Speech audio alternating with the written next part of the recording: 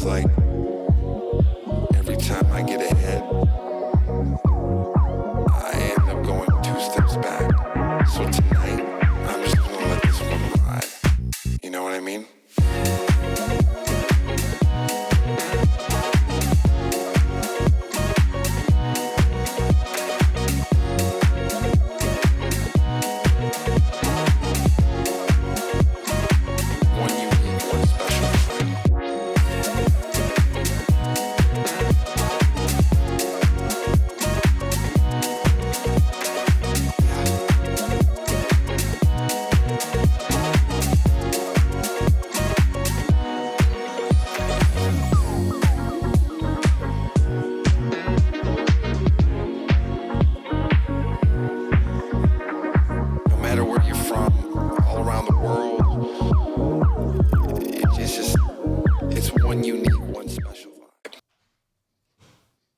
Hey, you like that new transition?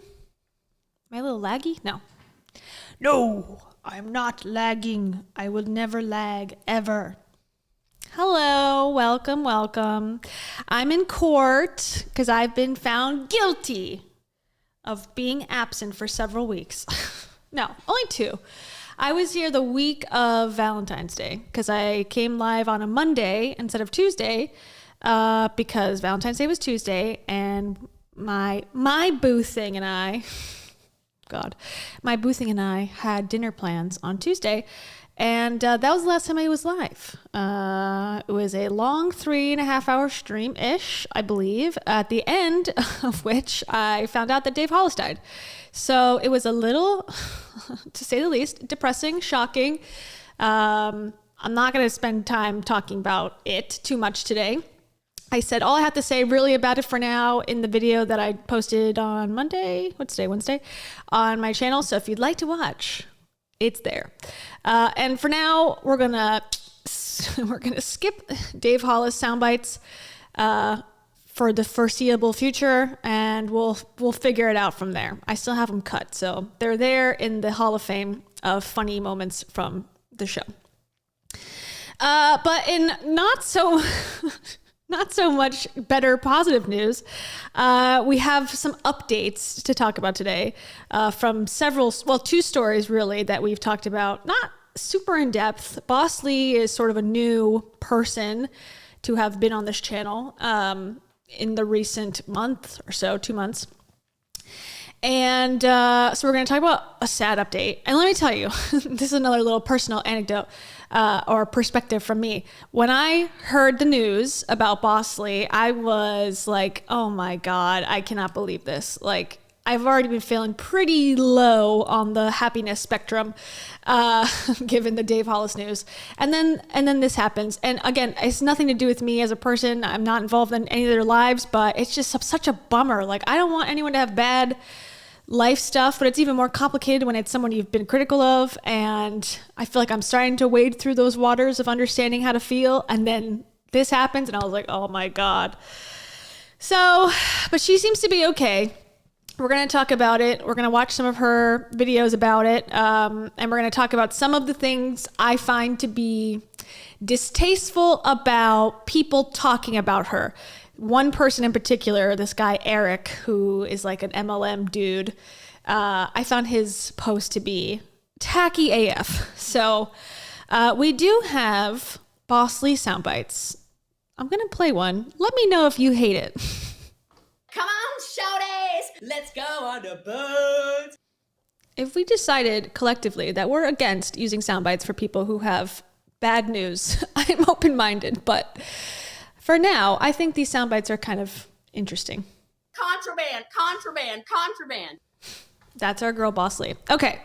And the thing is, I spent some time yesterday looking at Boss Lee's old TikToks. And the thing is, I actually found a lot in common with her in the sense of her views on LGBTQ plus rights, her views on anti-Semitism. She is like very against it. So I was like, come on, girl, like, we like you. Don't do MLMs. Find a different job. But, you know, whatever. Okay, so let's start there. We'll start there. We'll go to Brittany Dawn, who's going to be in court soon-ish.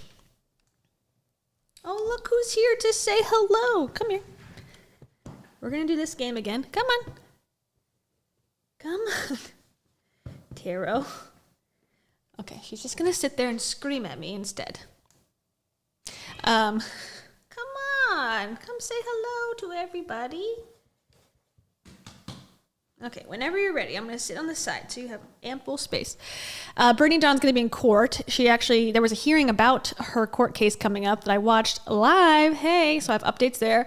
And then we're going to talk about the dude, and I'll give you a little preview of him. This is like the funny one. This is like let's like take a break from darkness for a second. This guy, Brian Johnson, he wants to be 18. Now, let's play a game. Don't read the caption. Let's play a game, dating or related, with this post. Are they related in any way, or are they a couple? Let me know. Post your answer in the chat. So this guy, he's 45, which I'm not trying to be mean, but you could have fooled me. I thought he was actually older.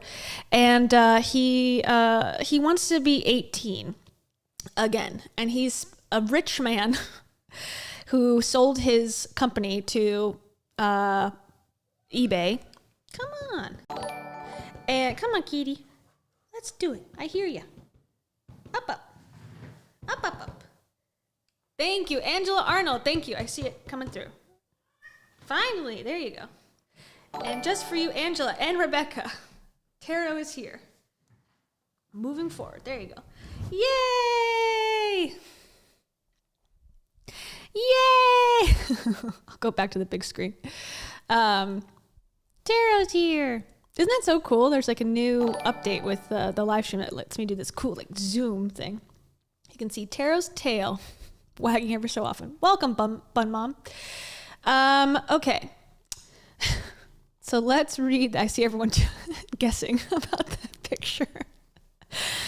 Okay, thank you to Angela Arnold. Angela Arnold says, welcome back. Thank you so much. And Rebecca Romana says, supposed to be writing a paper for Viking history, and yet here I am. Happy to see you back. Miss doing homework over your voice. Aw. What class is Viking homework in? Viking 101? I like it. I like that class. And thank you very much to Angela Arnold as well for saying, welcome back. Thank you. Mic drop, homie. All I can say is, mic drop, homie. I am here. And thank you, Rebecca Romana. It's so sad I can't play your special. We'll have to get you a new special soundbite. Maybe this one. You're not freaking fine. That could be your new soundbite, Rebecca. Thank you, guys. So Taro says she is all in. She's ready to hear about the man who he sold his company to eBay. Now he's got buku bucks to spend on whatever. You know, he could save the world. He could help solve hunger, but instead he's going to spend $2 million a year to look and feel like he's 18 years old. So good work. I'm scared. And no, he's not German. He's American. So that's what we have in store today. So let's start off with the sad stuff, and then we'll move on to the goofy, quirky stuff, the stuff of millionaire playtime. Shall we? Okay, so how I found out about this is somebody, I forget who, somebody messaged me and said, OMG, did you see this? And I said, nope. And then they directed me to Eric Worre.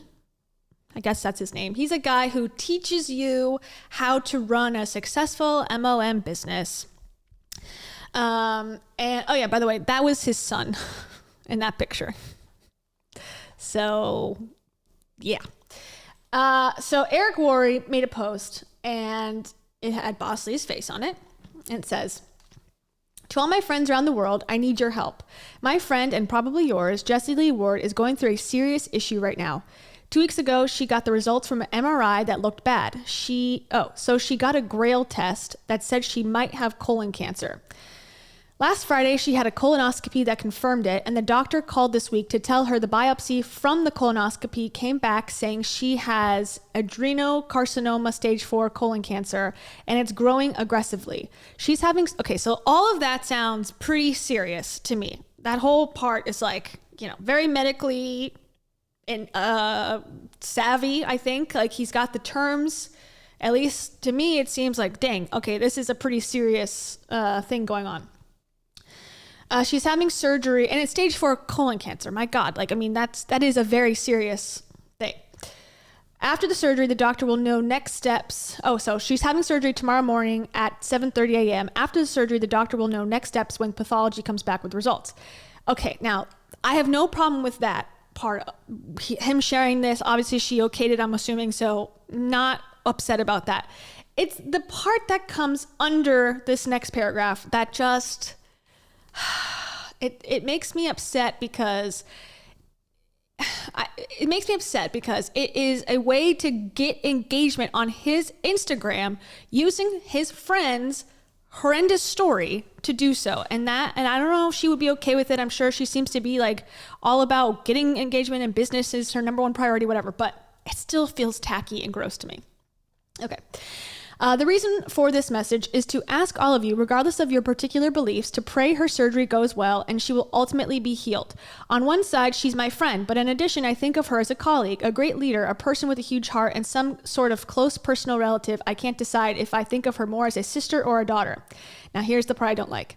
If you'd click the like button, if you're willing to say a prayer for her, or at least send her positive vibes, that would be amazing. If you'd comment on some area of your life where she's brought value, that would be even better. If you'd share, that would help us expand this prayer group to a larger group.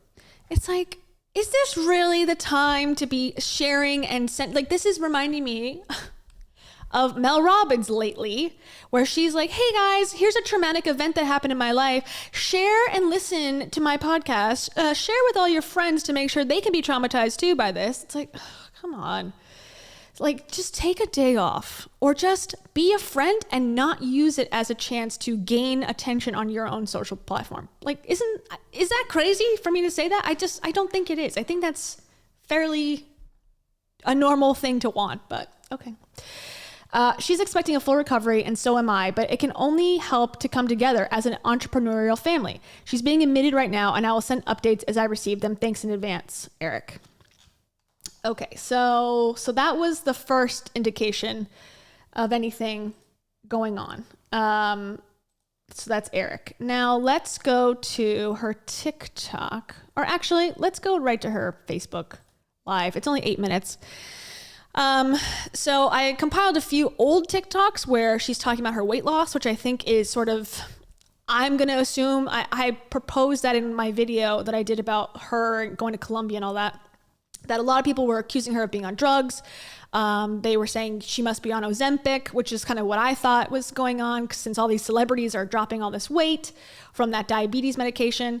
And I didn't say that in the video, but that was what I was thinking, like, was most likely probably happening, because she had been a certain weight for a while, and then all of a sudden, like, within a couple months, dropped a significant amount of weight, and she looked very different.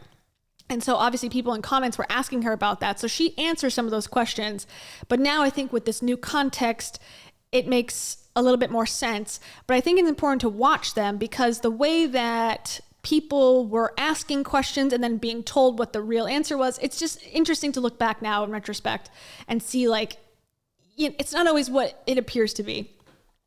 But okay, so this is from February 24th, so a couple days ago, when she was about to head into the hospital, and she was just saying hi. So she already had the diagnosis, I guess, at this point, but she had not done her surgery, which she has done now. And we're going to talk about that afterwards. So I have not watched this yet. I just know the timelines, and we're going to watch it together. Hey guys, what's going on? It's Jessi Lee and Kuma Charles. I know you can call me Boss Lee, of course. So I just want to come on really fast. I'm about to check into the hospital. I know word spread like crazy over the last, 3 or 4 hours. And I just want to kind of give you an update before I head into to admission right now for surgery tomorrow morning, first thing. And I don't know if there's any, I'm not here to answer questions really or anything like that, but just kind of give you some, I suppose, guidelines or something, as this has been a little bit nuts. So first things first, no symptoms or anything. People have asked me that. So I ordered an MRI because I've been on this incredible health journey where I am by far the healthiest I've ever been, with this exception over the last,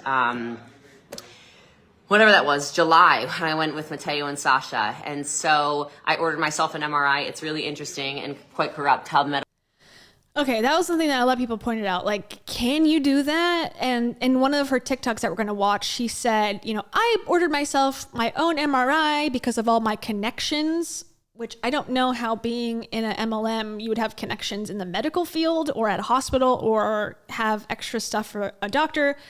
But that's how she was sort of spinning this thing. Because I guess the problem is here from a business standpoint. She is the brand, right? She is the representative of her team that is in an MLM. But she has said, and I think ironically so, this is what health looks like, showing her body, her stomach, like her showing, like lifting her shirt up and going, I'm so healthy. This is what like peak health looks like.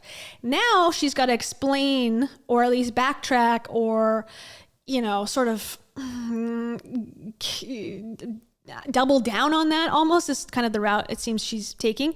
Because obviously, if you're diagnosed with stage 4 cancer, she says she's the most healthy despite this thing. It's sort of confusing. And I think she does not probably want people to think it's because of the MLM products that she says she consumes every day, So I think she's probably thinking there needs to be some damage control here along with her sharing her journey forward. So it's sort of a weird place to be in as an MLM distributor. This is almost as if like all your hair was falling out and you're in Monate and now you have to explain like, well, it's not Monate though. It's this other thing that I got, it would be hard to do. You have to kind of strategize in advance. So I think there's a little bit of that going on. Medical system in America works. I was denied a full body MRI multiple times because of how healthy I am. And so I paid out of pocket for an MRI, and nothing's wrong with my breathing, by the way, except for I have a lot of anxiety, so I can't really catch my breath. If you're wondering why I'm like, I don't usually breathe like that. But I ordered a full body MRI and also what is called a Grail test, which is a blood test. Same things came back and were confirmed, and then because of my network and my connections, I was able to get next day into a colonoscopy. So I don't know if that's true. I think they probably saw it was severe or had an indication that it was severe, and then usually they get you in quickly depending on that. From my experience of knowing people who have, found out that they're, it wasn't just a preventative thing. They were going in usually with symptoms at that stage, and then they're like, okay, we got to get you in either that minute, they're like admitting you to the hospital, or like next day, let's get this surgery, whatever, started so we can start to work on it. So I don't know about the connections thing. It seems a little weird to keep throwing that in there, but okay. A few things that you should know about. As soon as I went to the colonoscopy, immediately I was told, okay, this is 100% what it is. And I know you know what it is. I'm not giving any energy to it, so you won't hear me say the word on this live or any lives or anything that I do. But you can feel free to take this link and share it to whoever needs any information. But at any rate, so as soon as it came out, he said immediately, you need to call both your biological brothers. I have 2 brothers that have the same mother and father. This is a genetic mutation, more than likely, and that's it. So this is not a side effect of anything it's not even what I eat. I eat very clean. I have for years. I've only taken really high quality supplements for years. It is literally a genetic mutation. So it's this I think is the backtracking, and it could be a genetic mutation. Like, of course, like that's not ruled out, but I don't think by eating supplements and eating clean, whatever that means to her, is meaning that she cannot get cancer. That's not how it works. That's why when people say like, oh, I eat this way, or I do this to prevent cancer 100%, or I'm healing my body from ailments, it's like, you can still get it. Like you're not immune to getting sick. And so, okay. Super rare, and it's, if anything, if you have the resources. And again, like, I don't know why. What was she getting the MRI for? It's just, this seems a little suspicious. I think there probably was symptoms, which is my guess. And again, I have no idea, but maybe there were symptoms. She doesn't want to share that because she's been telling everyone that she's the healthiest she's ever been, and she's so happy and healthy. Like, it doesn't, the brand doesn't match with her having to go get medical tests done. Which just sucks, because then you can't be a human being with these followers because you have to make sure it fits your brand. That's a downside of being this type of influencer. To do so, I suggest you get your genes tested, your DNA tested if you can. If you want to do any kind of testing like MRI or whatever, like I did, feel free. But a couple good things just to kind of let you guys know. I am having surgery tomorrow morning, like I said, 7:30 Central Standard Time. And there's a lot of amazing people here. That's why my best friends are here, of course. My dad is here. Sometimes my brother will come in. I just got off the phone with him. And the chance of fatality 0. So that's exciting. I'm also, since I'm so flippin' healthy from taking. Okay, that's not true. I guess that's what she's saying, but obviously reality is that's not true, unfortunately. Care of myself over the years. I'm below average on every single complication that's possible, so that's really exciting. That was really exciting news to hear. I did get several different opinions, and I'm not planning a funeral, so I hope you aren't either. I know I am super strong and super surrounded by love, and kind of want to give you guys the plan of action for this, because things are going to be a little bit different moving forward. I did roll this out to our team before anybody. The vibe that I'm getting from this is that she said she's anxious. I bet she's terrified. I would be extremely a mess. I would not be able to function if I had received this news. And the fact that she's coming on and presenting as like, I'm super positive, I'm optimistic, it wasn't my diet, it was nothing to do with my business. It's makes me sad. It makes me really sad because I know she thinks she has to do this to maintain the persona, but it's just like, I don't know. I feel like I'm seeing through it a little bit. Like you can tell she's scared and like, get off this and go with your family. I don't know. Else knew, well, not before anybody else knew. People have known, and then I took it to our team, so our team has been ready and prepared to be able to handle everything. What else do you need to know? I don't really know. So surgery, they will remove it. They will also remove some lymph nodes. They will also test everything. With the CT scan that was done 2 days ago, we did find out it has not spread to either the liver or the lungs. So God bless, God is faithful. That is like the best news you can get in a situation like this. So that's really exciting for us. Well, us is all of us, right? But that's super, super exciting. I do believe that there is, I've always known I'm different and there's a much higher calling on my life. I truly believe this is just going to be a testimony, and maybe it makes you be more consistent, or maybe it makes you show up a little bit differently and work a little bit harder, or maybe it makes you take your business seriously because now I have the ability to not only go through the surgery and recover the way I need to, but for the unforeseen future, I will not be doing a lot of stuff. I'm going to allow my residual income that I've worked really hard for 12 years in the network marketing business, 5 in my current company. I'm going to let it pay for everything. I will still be showing up for accelerators because I will tell you, this might sound a little crazy for some of you, but I think one of the reasons, I know actually it's a knowing, that one of the reasons I've stayed so healthy and don't feel anything and no symptoms or whatever is because of the people that are part of my coaching program. And this is not a pitch. This is me telling you, But it is a pitch because you can join right now. It's like, oh, okay. I mean, I'm glad she has support. The people in her coaching program, though, that's the support you're going to talk about? Whatever. Okay. Moving on. Keep going. I get on that call every week with the 500, 600, 800, whatever of you. And my spirits are so lifted and I feel so flippin' appreciated. And it's one of the only examples where, and this might sound crazy, but I feel a lot of love. And it's one of the things that I've struggled with my whole life. And it's just kind of, I think, coming to fruition. I don't know if you believe in that, but I know I give love very freely. I do not receive love. And that is just as a general statement. And so I think a lot of this is just some emotional blocks, some energetic blocks I've had. And then it's a gene mutation. So it is a flippin' gene mutation, which any of you could possibly have. It might not be this, it could be something else. So it's a freaking blessing that I'm as healthy as I am. I'm so thankful that I'm as active as I am. And I cannot wait to move forward into the next stage of all of this and just be nothing but the healthiest version of myself, which I think is what's going to come out of this, and hopefully inspire more of you to step into your higher calling and your higher power.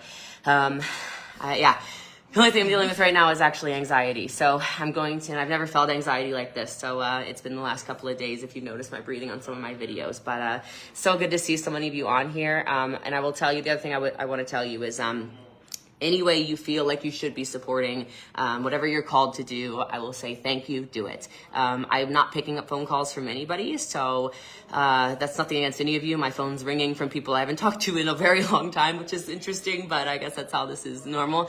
I'm not going to pick up the phone for anybody. Text messages, I know I have read receipts on, so I may be reading some of them. I might not be able to get to all of them, but I will tell you I appreciate all the messages, all the prayers, all the energy, however you feel like you need to pray or whatever you believe in. I do appreciate it. And I would just say whatever your heart says to do, go ahead and do. And aside from that, I have to head to the hospital now, but I want to tell you I am in super high spirits. I appreciate and love so many of you. I love all of you. I appreciate all of you. And it's just another example of why I constantly talk about health is the real wealth. And if you're not, It's like, okay, all of that. And now it's like, this is why I always say, it's like, this is why I always say that any of these health people that are out there trying to sell you shit, you never know what could happen. You can take a bazillion supplements in the world. You can, join every beach body class that ever has existed, and things still happen. So I don't like the shame on people that are like not taking care of their body. They deserve to be sick. That rhetoric being spoken about, and now it's like, this is a very real situation, and now we're spinning it the other way. It's like, well, if I wasn't healthy, then I wouldn't be able to fight this. It's like, can we admit, well, I guess it's like, what is she supposed to do? Admit it? No, she's not supposed to admit it, but it's just like a weird way of like, no matter what happens, if you're a salesperson, you're always the one right. not taking care of your temple, what are we even doing? And so I am so thankful I've been so active and so healthy and not filled my body with toxins or any of this stuff really my entire life. So get yourself checked if you are in a situation to do so financially. It was not cheap to do the full body MRI. It's not cheap to do. I had stem cells yesterday. I bought a hyperbaric chamber. I'm doing the flippin' most. But I will tell you, it is definitely worth it. So I love you guys. I appreciate you. I'm going to go in now, and I just wanted to come on and show you my face one more time and let you know I do know that I have this going on, and I'm going to beat this. So it's just a chapter in the book, and when I have my best-selling book that comes out, buy it. It'll be a great story. But my name is Jessi Lee, for those of you who don't know. You can call me Boss Lee, and I'm going to go ahead and head into the hospital to be admitted now. And I don't know how you guys will be updated, but I'm sure there will be updates. So we'll figure that out. She's going to talk about it in a second, but in the hospital, guess who she has a coaching call with? Her coach. She can't take a break from her coaching sessions. I guess they're prepaid. I don't know. I don't know that part, but Ed Millett, the guy who can warp time and who says to overweight people in wheelchairs at the gym that they inspire him. That's her coach. So she's going to talk about that she had a coaching call with him while she's recovering from surgery in the effing hospital. Come on, stop this nonsense, please. Time goes on, I'm not too worried about it. And and after it, I will be going on quite a vacation. So not a little vacation. It is indefinite, actually. It's an indefinite vacation, with the exception of those of you in my accelerator coaching. You will see me weekly because I get so much energy from you. So I love you. I appreciate you. Thank you for all your healing vibes. And let's go snip, snip, snip this MFR out of here, and let's show the world what's possible. So God bless y'all, and have an amazing rest of your day. I know I will. So bye, guys. I feel like we're in, I was going to say, I think we're in toxic positivity territory here, but as someone who is not facing that type of scenario in my life, do whatever you got to do to get through. Honestly, it can't really send that much judgment about how she's perceiving the situation. But as someone watching this is the people who I'm going to speak to, the people watching this content. She's going to talk about the treatments that she's going to be doing after the surgery, and I'm disappointed in what she's choosing to do. Not that it's none of my business, but she's not going the traditional route. She's taking the holistic approach, which terrifies me completely, because I don't want her to be sick in the first place, and I definitely don't want her or anyone to lose their battle. And it freaks me out that she's deciding apparently not to go forward with chemo or radiation. Apparently. So we're going to talk about that in a second. But first, thank you to Lady Vixen. Lady Vixen chose a character holding their head in their hands saying, "You're my number one." Well, for that, I say The mango frequency. the mango frequency. And also, Clear, clear, clear. we need some clears. Oh my God. We need a channel dedicated to the clear mantra, just playing 24 hours a day. Thank you very much, Lady Vixen. I appreciate it. Okay, so let's go to her TikToks. Woo! So that just makes me sad. And, again, I can criticize her all day long. I don't want anything bad to happen to her or anybody. I hope that was clear the whole time that I've ever talked about anybody. But even more so now, I want to, hammer that home that this all sucks. And the only thing that I would like for these people is for them to be able to take a break and go and enjoy their time with their family and also do as much as they can to stay healthy themselves without having to worry about selling shit to people. All right. Okay, so let's start. Here's a TikTok. Okay, let's go here. We're going to kind of jump around a little bit. Here's a TikTok from 2022. This is from September. Okay, and this is where people are starting to notice that she's lost some weight. Most interesting thing. And someone says, can I zoom in here? What the heck? What the heck? It's like why is TikTok like this? Can I full screen this? I don't know. What it says is, once a woman gets past the point of you being comfortable with, okay, but basically someone had commented and said, you have lost tons of muscle. I was praying you were not sick. Okay, now obviously she didn't know she was sick at this point, but she most likely was. And then this is the response. The most interesting thing about getting in shape and healthy is the women who health shame other women, and I'm talking about you. I'm going to post videos of me lifting today because you just inspired me. I lost a lot of muscle where? No, I didn't. I lost a shitload of fat. And I've tracked it through DEXA scans as an FYI. I literally am not losing muscle. I've lost 15 pounds of fat. The problem is we live in a society now that literally celebrates people and all their different body types, which is fine, but that doesn't tend to include people who lose fat and get healthier. Why is that? I would love to know where any of this to you looks like I am sick. Is it that I have quad definition for the first time since 2013?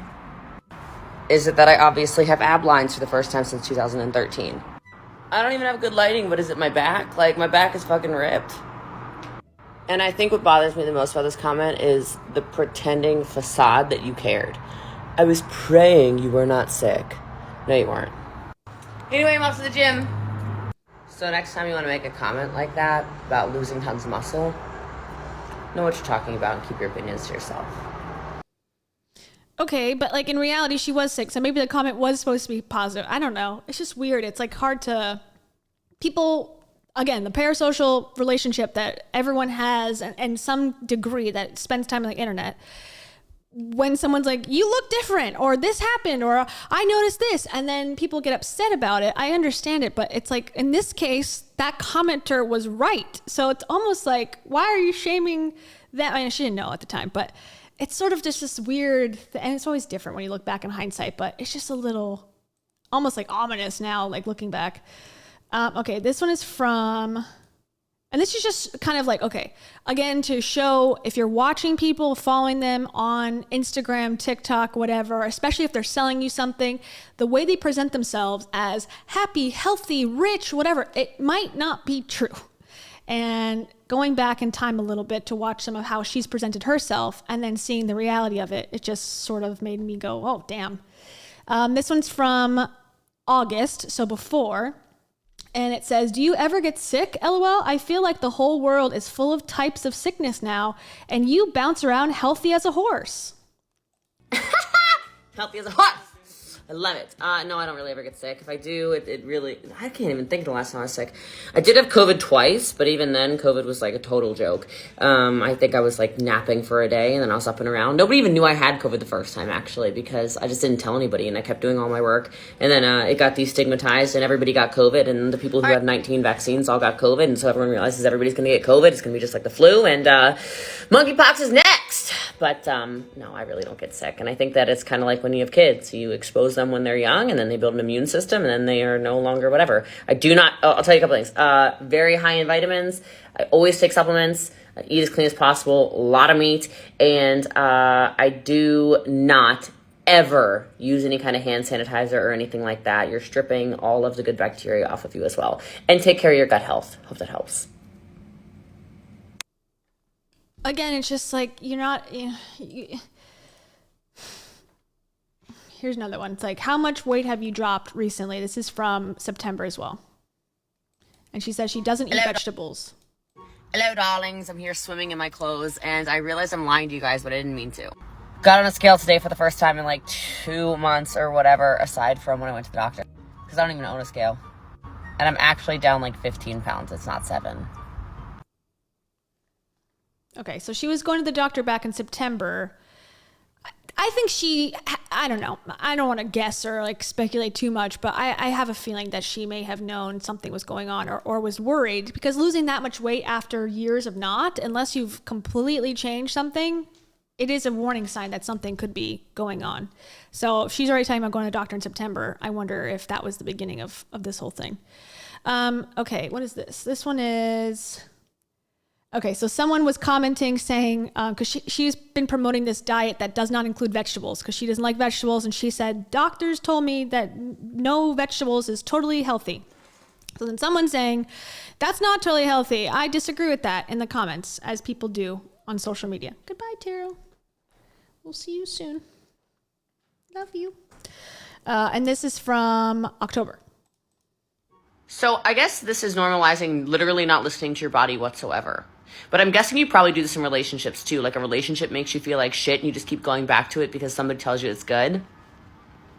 Do you see the correlation? See, that's what you're doing. I'm farting all the time. I'm bloated as fuck. I'm shitting all the time. I'm burping constantly. My stomach hurts. It's totally normal. It's totally healthy. Totally great. Every time I eat something, I get super bloated. It's just normal. I look skinny in the mornings. Nah, bitch. I look skinny all fucking day.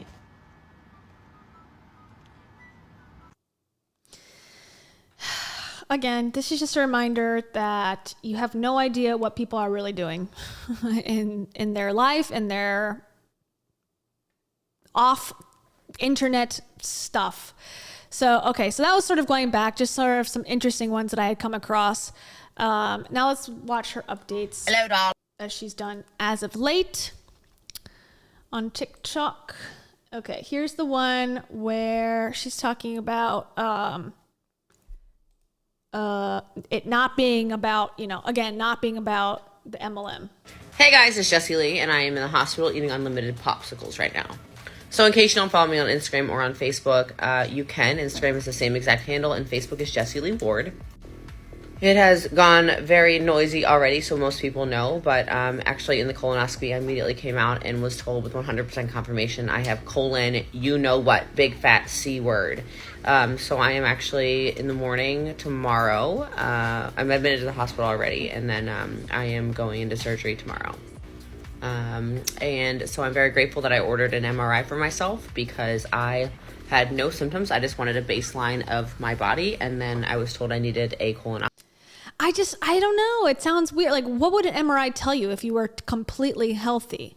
What would it say? Like, it would just say, you're totally healthy. Don't you have to go into radiation for that? Like, would there be a point to that? I'm not saying she's lying, but I'm just saying it seems a little odd that, and she's touting it as like, this is what you should do. Take care of your health. Go get an MRI when the doctors say you shouldn't, because look what I found about it. And it's like, is this actionable advice? I don't think so, but maybe I'm wrong. Colonoscopy right away, and because of my contacts, I was able to get a colonoscopy literally next day, when in the state of Texas, it isn't until April to get a colonoscopy currently. All doctors, I got multiple opinions, said that MRI saved my life. It is a gene mutation. Nothing is wrong with my life, and thank God I'm in incredible health. So take care of your health. Love y'all. Hey guys, it's Jessi Lee, and Yeah, it just sounds like a spin to me a little bit. Like, it's nothing to do with my lifestyle or my MLM for sure. It's definitely not. And I just randomly got this test that found it. I have no symptoms. Everything's great. It's like, okay. And then this is from 3 days ago. So this is after the surgery. Hey guys, I know I haven't updated you, so I apologize because I've updated all my other platforms, but I'm out of surgery and everything's great. This is actually day 2, so what it feels like is kind of like I did 45 ab workouts that were super intense, and that's about it. Also, trigger warning, I don't know if it's this one or the next one, but she shows her scars at one point, like her fresh scars, so just if you are kind of like into that sort of thing, just be wary that there is some gore associated. The doctor said it's a really good thing that I'm in extremely fit shape. It's aided in my surgery and also my recovery. I can show you really fast, by the way, because you probably want to see. Okay, warning, warning, warning. So it was laparoscopic, so I have this, and I have one down here, super low. And that's it. And not really that inflamed or anything like that. It's been amazing. I've had an incredible support system, as expected. I'm so grateful for them. I'm so grateful for all the prayers and thoughts from clearly around the world. Shout out to Avi for sleeping on a terrible bed for 2 nights so far. It's really not great in the hospital, but my bed's okay. And I haven't read all your comments in the last one, but a lot of them look like a bunch of prayers, so really appreciate that. And I don't know what questions anyone would have, but the only thing I saw was a question about MRI. There was no contrast in that one, but I did do a CT scan with contrast. And yeah, so now I'm just going to keep recovering, and that's that. So I believe look, I said this on Instagram, but you know, cancer probably should have picked a much weaker person if they wanted to win, or if it wanted to win. So I'm super faithful always, and this is just another example of faithfulness and belief that this is happening for a reason. So please advocate for yourself and take care of your health and get yourself to the gym and start eating healthier, okay? Okay. Love y'all. I mean, again, I hate to be mean, but there's irony in that statement and this whole thing. It's like, okay, I am the perfection of health. Here's my advice from literal surgery for you to be in the gym and eating healthy, like me. Okay. Thank you, Mai. Thank you so much. Mai says she advised not to get mammograms or pap smears and said not to get x-rays because they cause cancer. Oh, Lord. When was that? That's not good advice. I hope her followers stop listening to her advice. Well, I think if you were a like, I don't know, super fan, I think you would believe her spin on things and say, okay, this is my inspiration to get in the gym, because if it was me who had this gene mutation, I would be dead already, because apparently she's saying weak people, you know, die, but she's not weak. So it's just like, okay.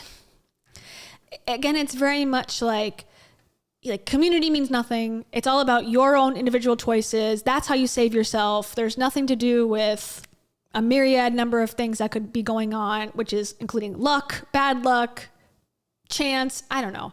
Just seems a very simplistic way and a way to keep on the brand that she is perfect and healthy and you should buy all the products from her at all times, even though this is a horrible, I don't think she should be on TikTok. I think unless she likes to, if this is an attempt to just keep the business going, I feel very bad for that. And I think she should have vacation and time to do whatever she wants. So yeah, I agree with you, Mai. Thank you very much.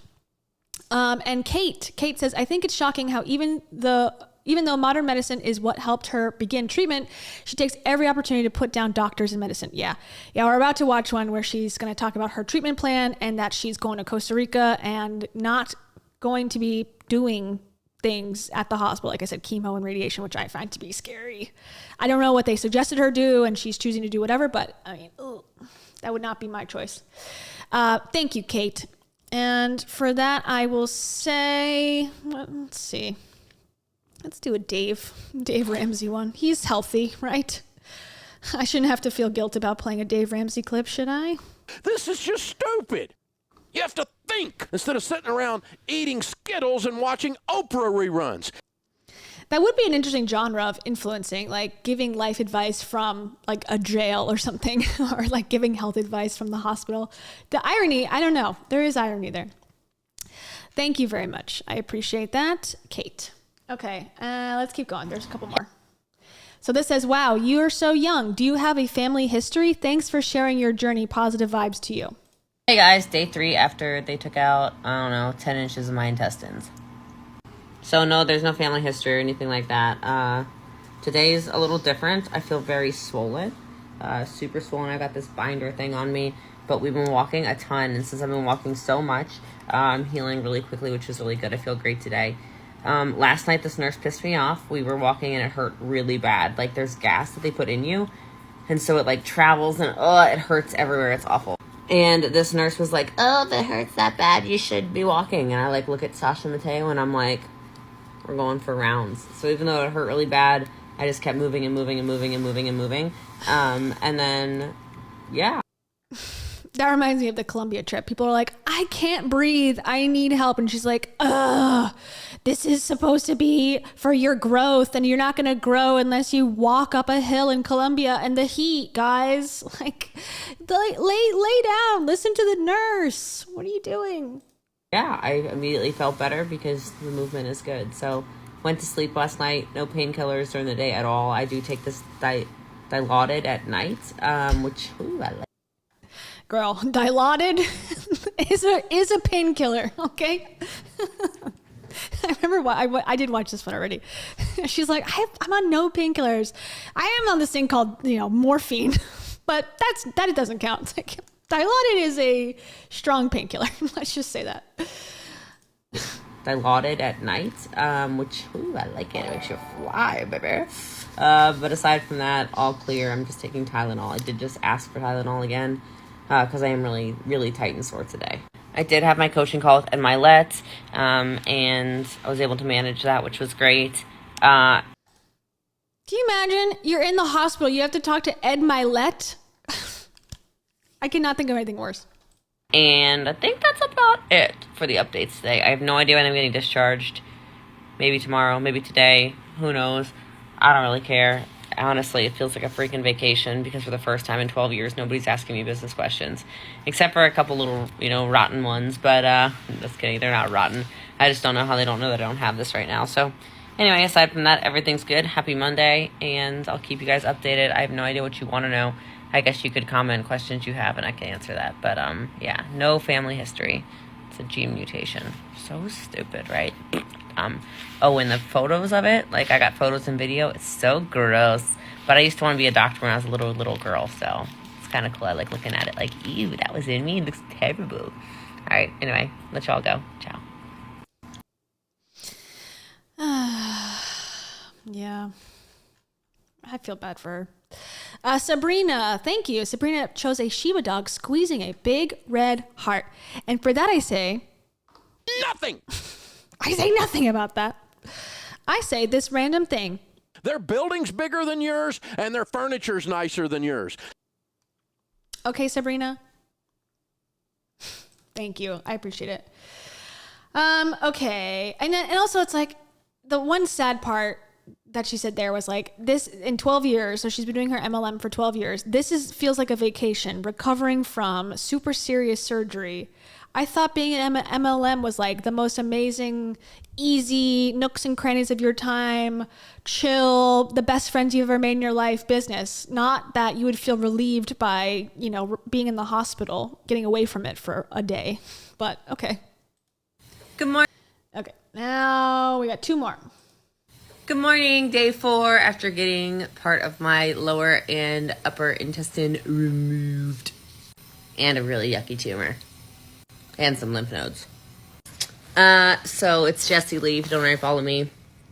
And I'll be taking you now, I guess, on a freaking cancer journey.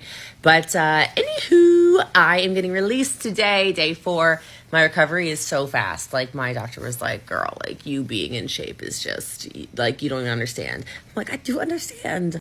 But it was really, I only really feel pain at night. And then after I've been making myself walk for 45 minutes. So, like, I kind of busted out of this joint yesterday, actually. And I went in the sun. I put my robe on, so I covered myself in disguise to get some vitamin D because it was 80 degrees in Texas yesterday. Let's see. What am I excited for when I get home? I'm excited to see my dogs. I'm excited to wax my eyebrows because it's been 4 days and I'm looking a little bit like a Chewbacca. I'm also excited to see all the flowers because everybody said that my house is like a flower shop right now. And so, ooh, I love flowers.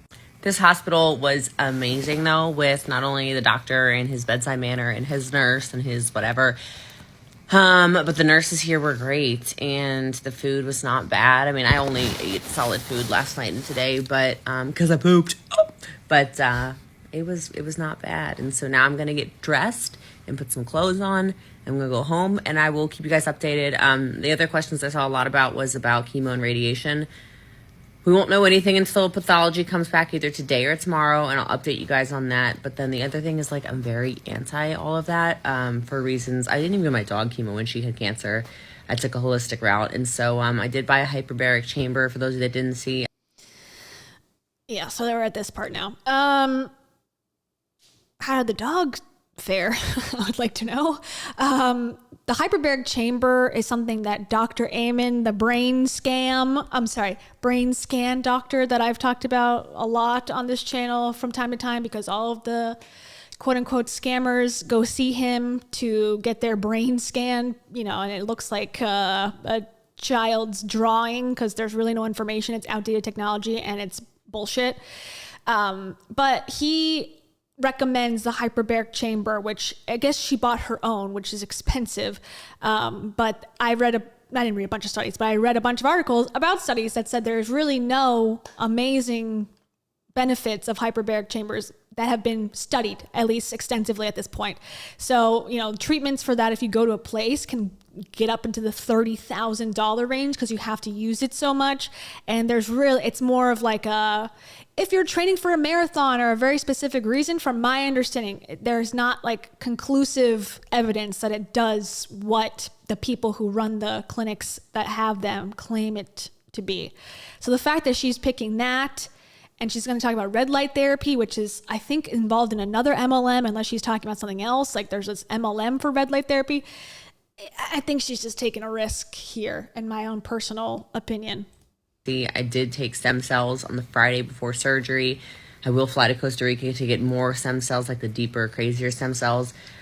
Doing oxygen treatments, magnetic treatments, and red light therapy and all kinds of ozone treatments, all kinds of stuff like that. But either way, I'll take y'all on the journey. So if you have any questions, feel free to ask. And listen, I'm not planning a funeral, so I hope you guys aren't either. So thank you for the prayers and the love. It's amazing that my reach has been across so many countries. And I just know people are praying all around the world for me. It just makes my heart really full. So thank you. I know that's part of the reason my recovery is so good. And I'll see y'all from home. I just wish she would go the traditional route. And I did not see this one. So this is the most recent one from 23 hours ago. It says, "It's 40 by 80, LOL. My cancer will definitely be cured by the time this hoe is done." And then she's responding to a comment that says, "Diamond art, just set an hour to the side every other day. It helps me clear my mind and stay sitting for 1 whole hour." I don't know what she's talking about, but here we go. Hey guys, it's Jessi Lee, and I have a freaking hobby. So I just got out of the hospital. I know you guys probably saw I had 10 inches removed from my colon and a huge mass and blah, blah, blah, blah, blah, blah, blah. I'm recovering. Well, look what I got. I made a custom diamond art thing. Now I'm only 15 minutes in, and wow, I've gotten that far. So we'll see how far I get with this. It is very calming, which is definitely what my mind needs right now. I don't have any reports back from pathology yet. For those of you who've been asking, that should be, I guess, later tonight or tomorrow. So just doing my diamond art, and I'll see y'all later. Thanks for this suggestion. Is there something else I should do too? Let me know. Hey guys. Paint by number. I have like 400 in the house. That's my comfort activity.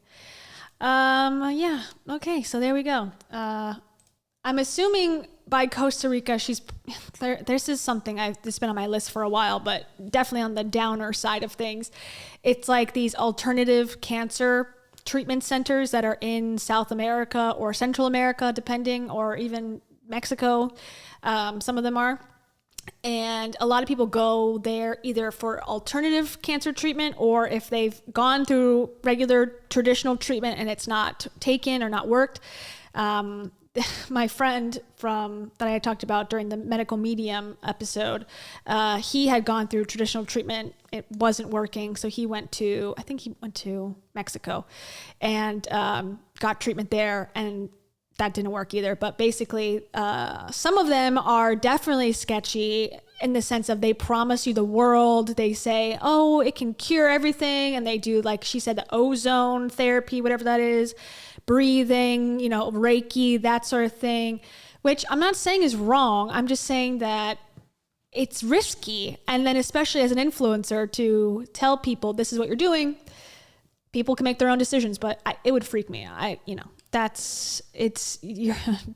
You need to realize the risk that is to go an alternative route as opposed to doing a doctor route. That's it. Like, okay, here's your, you know, prognosis on this side. Here's your prognosis on this side, and have a choose, but like, don't be lied to. That's where I don't like it. So it'll be interesting to watch. I'm glad she's taking time for herself and just relaxing for the most part. You know, a couple TikToks a day isn't gonna, you know, set her back too much, I would imagine. But, you know, that's the thing, I think, when it comes to all this, when you're the face of the business and it's you who is like the influencer, you really don't get the chance to take full time off unless you're gonna, you know, not make sales for a while, which I don't know. Is that the worst thing in the world? To some people, I guess it would be. But we wish her well. We wish her nothing but the best. And I think it's interesting just looking back and seeing, you know, if you watch the video that I made last week, 2 weeks ago, you know, there's a whole section in there where she talks about, like, you can tell a healthy person when you look at them. That is a proven thing, and I believe in that. And it's just ironic that we're here 2 weeks later talking about her actual condition. So, So just be wary of who you listen to online, who you believe, because you never know what's actually happening. And thank you to Reina de la Cruz. Thank you so much. Reina de la Cruz chose a character handing over a cup of coffee saying, "For you." Lovely. It's too late for coffee. I'll be up all night. Like, I'm not drinking the Rachel Hollis Kool-Aid. Like, I'm not drinking the Rachel Hollis coffee. But thank you. I know it's for me. And one more. I'm outside the Cheesecake Factory waiting for it to open. Lisa. We got to go back and watch more Lisa and Tom content, because I feel like that got sort of lost in the sauce of all that was happening with Dave Hollis dying. So we'll have to go back and rediscover that. But we might listen to Tom today if we have time, because he interviews the 45-year-old, 18-year-old man. So I think he probably provides a interesting interview as per usual with those types of people. Okay, so we're done with Boss Lee for now. Now let's talk about Brittany Dawn. Brittany, the dawn of time. Where are we at with this? Okay, so I'm going to play her videos. A video of hers just on mute in the background. But the last time we talked about her on this channel, we talked about her as a foster mom. Now, we didn't talk about, I don't think, on this channel. We talked about it on Cringefluencers last year. But Brittany Dawn is a fitness influencer turned religious Christian influencer. Here she is right now. She does vlogs. She makes content now. She hosts retreats to do baptisms in. That's her new thing. And she makes content about being a foster mom, even though it's a relatively new thing in her life. She does fitness content still, and she does a lot of, like, how to be the best Christian wife ever, how to love your husband modestly. You know, I don't know. It's like, it's not my style. I would never be the target audience for this. So I don't know if she does it well, if she doesn't do it well, I have no clue. But the thing that's interesting, the part that I'm interested in, because it involves the whole industry at large, and if this case doesn't go in her favor, it may make people second guess scamming so hard and not actually providing what they claim to be providing. So this is her. Now you've seen her, which she looks like she's just vlogging. This is what, oops, that's not it. This is not it either. This is it right here. Okay, so this is from several years ago. As you can see, that's the same person. She looks a little different to me because I didn't recognize her. I was like, who is this person? And I'm like, oh, that's her. This is her website. Now, this is what is the big question. So basically, she had a website, she had a fitness focused YouTube channel and Instagram or whatever, and she offered different workout plans. She offered like get fit for your wedding, get fit for a bikini, different things. She did meal plans with like macro, and I'm not into like a fitness influence. I don't have a whole lot of experience with that, but she offered different things. But the big thing is that she offered custom plans. Now, if I was to sign up right now and go, okay, I am this weight and I have this goal and this is my lifestyle and whatever, she was supposed to, with no credentials, no education as far as I know, and anything that would be relevant to this, just that she had gotten thin and muscular herself, that she felt qualified to give people custom plans. And so you'd fill out this information and then she would work with you one-on-one and, give you feedback and inspiration and tell you how many calories to eat and what to work out. But it turns out that she just gave everybody the same plan, regardless of what they weighed, what their lifestyle was, what their age was. It was just allegedly, it was just basically one thing. She didn't customize it. And because there was a Facebook group that was part of joining this community, all the people started to talk in there, and they realized fairly quickly that, hey, your plan is the same as my plan. So they started to get pissed off, and they went to the Texas attorney's office, I believe is the correct office, and filed a complaint. And it's actually going to be in court with a jury and all of that. So there's a few key points to it. And then there's something that was updated today, and then the answer will come out tomorrow at the end of the day. And then depending on the answer from the judge on this one thing that is very important, the case will go in front of a jury on the 6th of March, which is next week. If the thing tomorrow gets decided that it's a big enough deal, they will most likely continue basically pushing it down the months because they'll need more time to get the case prepared. Now, I'm going to explain everything, but that's the basics. And thank you to AJ Kemper. AJ Kemper says, my nephew and I just chased a moth around the kitchen ceiling. So I'm in a good mood. Okay, cool. You and your nephew and your moth-you. I like it. I'm glad you're in a good mood. Things are looking up. That was the first story was the sad story. This is sort of an interesting story, kind of detail-y, sort of like, law and blah, blah, blah, but interesting nonetheless. So we're getting better. And then the last one should be hopefully funny. Are we allowed to play Heidi? No. I think Heidi's fair, right? To play? It's okay to cry. Let me know. Have I crossed the line? Thank you, AG Kemper. Thank you. I appreciate that.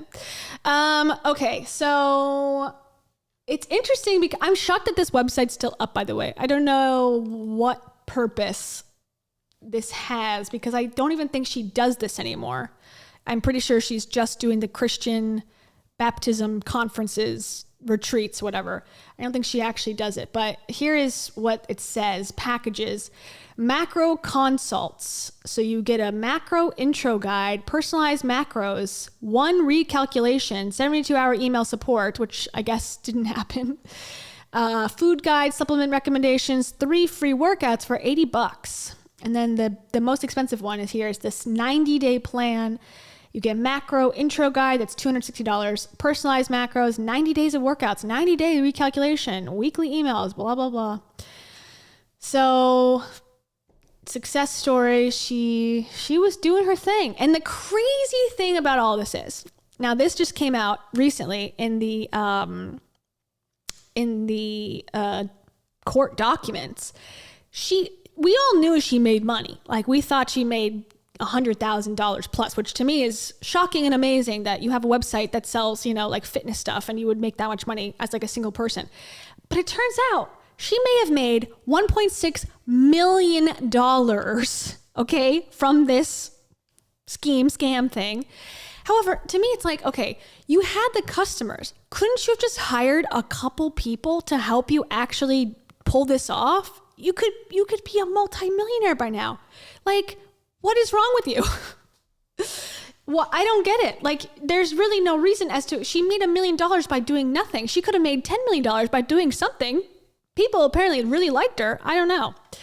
So anyways, let's look at this court document and we'll talk about some of the updates. It's so exciting.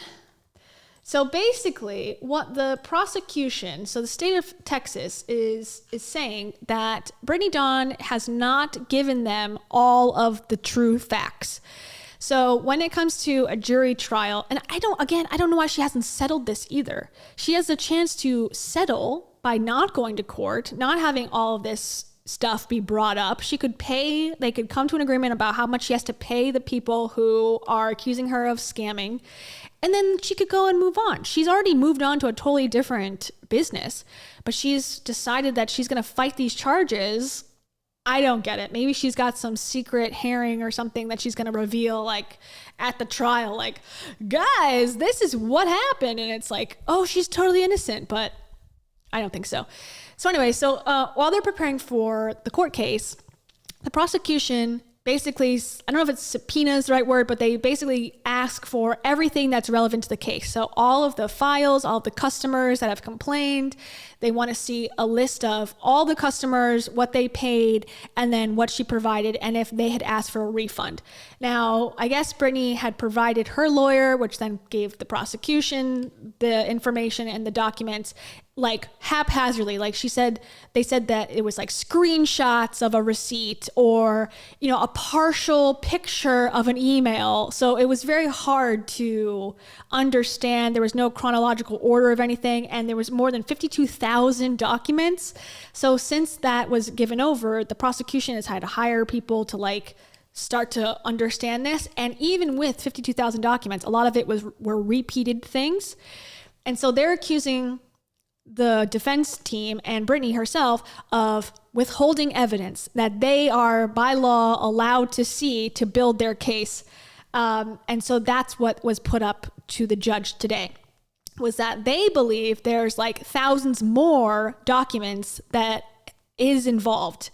Now, Brittany's lawyer said that there is a server issue for one of the websites that was hosted and that everything's lost, or a lot of things were lost. And that's why she hasn't been able to produce everything. So that's not her fault. That's, GoDaddy.com or whatever. I'm not saying it's them, but, something like that hosting site. So anyways, okay. So what they're wanting is consumers who purchase the plans, they want the documents. They want the documents of the personalized macronutrient, and they want evidence of coaching or check-ins to see if there was that. Oh, another thing too, this is a side note sort of, but one of the other accusations. So the big accusation is she promised custom plans and just gave them a generic plan. That's against the law. Because it's deceptive. It's fraudulent. You're not giving them what they paid for. Secondly, she claims that people had assumed, customers, because she had talked about her struggle with an eating disorder, that she could help people with eating disorders get healthy. So specifically, people were signing up telling her, I have an eating disorder and I want to gain weight and I want to whatever. And she actually has no expertise in that, and that it hurt greatly the people who have eating disorders that signed up because she claimed to have this expertise against the law. Allegedly, they have to prove that it is, that she did that. Okay. And those were the big things. And then the macros, because she claimed that she was giving people custom macro nutrition plans that were just generic. And some of them to the point of, people who have different weights were feeling faint and claiming to pass out because there was just no thought given to her plans. Okay. So the background of this, so if you're just catching up, basically in the beginning of 2013, defendants, which is Brittany, profited from the sale of online fitness packages to thousands of consumers with the promise of personalized nutritional guidance and individualized fitness coaching. Defendants' online packages offered macronutrient assessments and, depending on the plan purchased, daily or weekly email training and one-on-one coaching. The packages range from $92 for a one-time macro consultation to $300 for 3 months of personalized macros, trainings, and coaching. regardless of which package was purchased, an essential component. Now, this is a big word, it seems like legalese, essential component. So if you're buying a Ford, now this is my interpretation of this. If you're buying a Ford truck because you like the Bluetooth that only Ford trucks have compared to a Toyota that doesn't have that, you're buying for that essential component of the Bluetooth thing in the Ford. But if you go to the dealership, you buy it and they go, actually, we don't have Bluetooth anymore. That's the essential component in that case. And now you feel ripped off because you wouldn't have bought the Ford if that wasn't in there. You feel me? Is that a good analogy? Okay. The essential component of almost every sale was the representation of individualized coaching offered. So she's saying, I don't just leave you with this thing that you can find on Pinterest. I'm going to take the time to walk you through it, and you're going to get to know me as a coach. And that's why people are spending more money. However, they were not individualized. Already talked about that. Defendant targeted and misled consumers with eating disorders without possessing the skills, specialization, or certifications to safely provide services to this vulnerable population. Consumer complaints on social media garnered media attention, which prompted defendants to make a video apology posted to YouTube in early 2019. Then they took the fitness and coaching website down, but it's now back up. Okay, and then that's kind of, okay, here's the stuff about what they're missing. Okay, so on September 30th, 2022, Brittany served a third amended response to the state. And so basically she says that less than 2,100 nutrition and fitness plans were purchased on her website from the date in 2013 to today, right? So she said 2,100. Okay, so originally she said it was a different number, but now she says, no, it's 2,100. Okay, on the same date, Brittany produced 2 documents with, quote, the missing information, including an Excel spreadsheet that supposedly represented all the client information requested by the state, which includes the purchase plan, the price of the plan, the name, address, telephone number of each consumer. Okay, and then plaintiff identified, so let's 575 client names from the 9,228 documents that were not identified by Brittany in their client spreadsheet, which is a 35% increase in clients. Okay, so basically over time, more documents were coming to the state and they were finding more and more and more. Start off with 2,100 and it's going up and up from there. Defendants. So again, Brittany's spreadsheet also identifies the month, year, fitness plan, and purchase price paid by the consumer. The paid by the 1,600 consumers identified is $169,000. On the other hand, now this is the big thing. So she's showing this document with all the customers, and she's like, I made $169,000. However, her PayPal business records, which they got, shows at least $1,561,000 received from the account since it was open on February 12th, 2013, which is significantly more than the $169,000 that Brittany identified in their third amended response. So the implication there is that, okay, well, it started off with a small number. Now we've found that there's more. Oh, oops, made a mistake. Now there's more. Now they've done the calculations and it's even more and they're not really fessing up to it. So Brittany identified just 11% of the possible victims when asked for these documents, is what this is saying. Indicating that she would have had thousands more consumers than has been provided. So what they were asking the judge today, the state was saying, we need those documents and we need more time to go through them. And they should be sanctioned for not providing this earlier. Now the judge will decide on this by tomorrow. And then things will change. But yeah, there's a lot of stuff here. And now this is not the whole thing about like what the actual case is. This is just one part. And the affidavit of James Holian, this is the prosecutor. So he's the one that was on the call today. And then her lawyer was on the call as well, defending her, saying, well, it was an issue with the computer. So with the hosting company, we can't do anything. And they were basically accusing the prosecution back, saying that, well, this is just a stunt to try to continue to have more time till this case goes in front of a jury. So very legal stuff, back and forth, blah, blah, blah. But very interesting that the whole thing is that, you know, she made $1 million plus at the time. Now, again, she was not on the call. Only her lawyer was. Has she talked about this court case? No, she's mostly ignored it. She's been very focused on her foster care stuff, and she's been very focused on pointing out and talking about the haters who are also Satan, I guess, I don't know, that are trying to, you know, dishevel her name and throw her under the bus and make her look bad. But all she wants to do is be a mom, and she's the best person ever and whatever. Here's one. It says, tonight, I just want to say thank you. Thank you. This is from 5 days ago.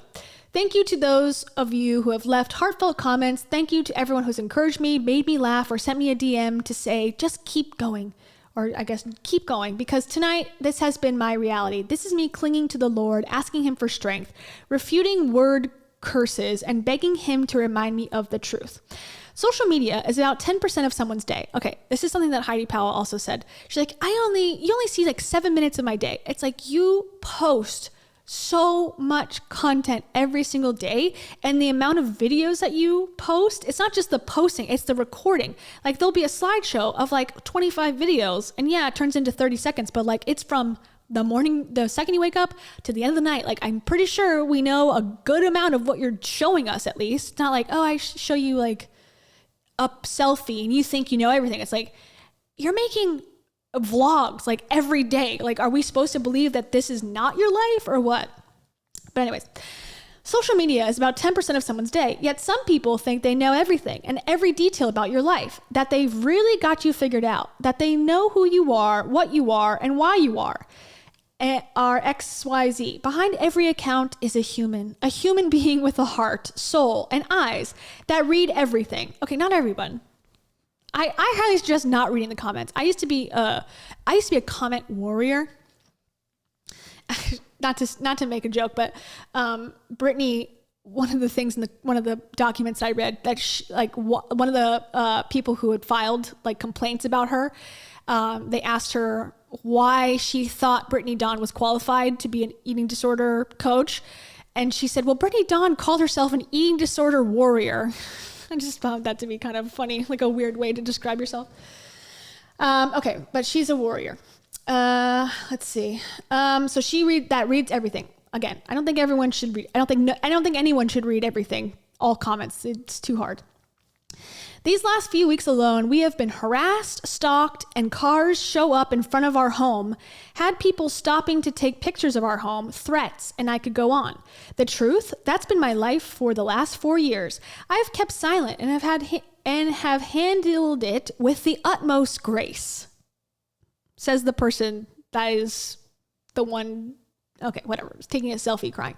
But tonight was my breaking point, understandably so. You never know what battle someone might be fighting behind a screen. The hate, slander, and outright demonic agenda behind every opinion video trying to convince the world why you're an atrocious person.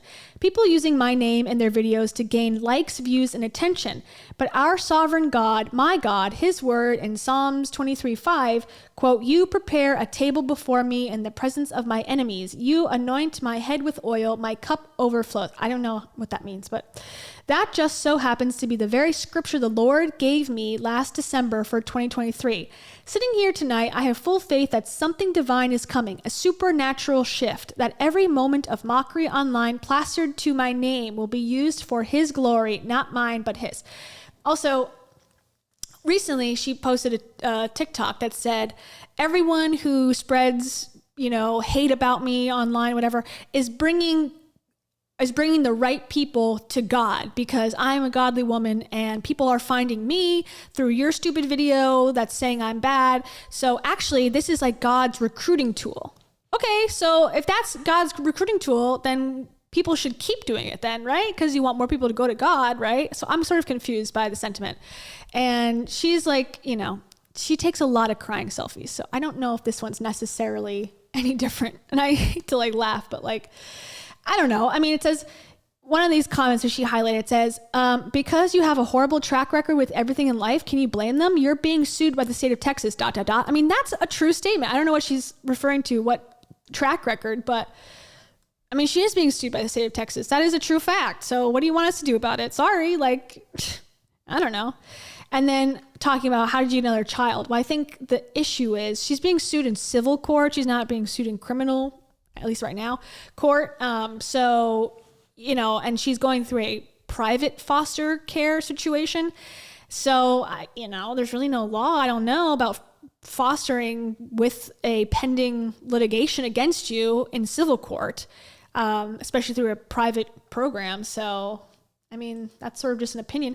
And also you have the option to turn comments off, but you don't want to do that most likely because their engagement will be low and you want to sell ads probably at some point or get people to do your Amazon stuff.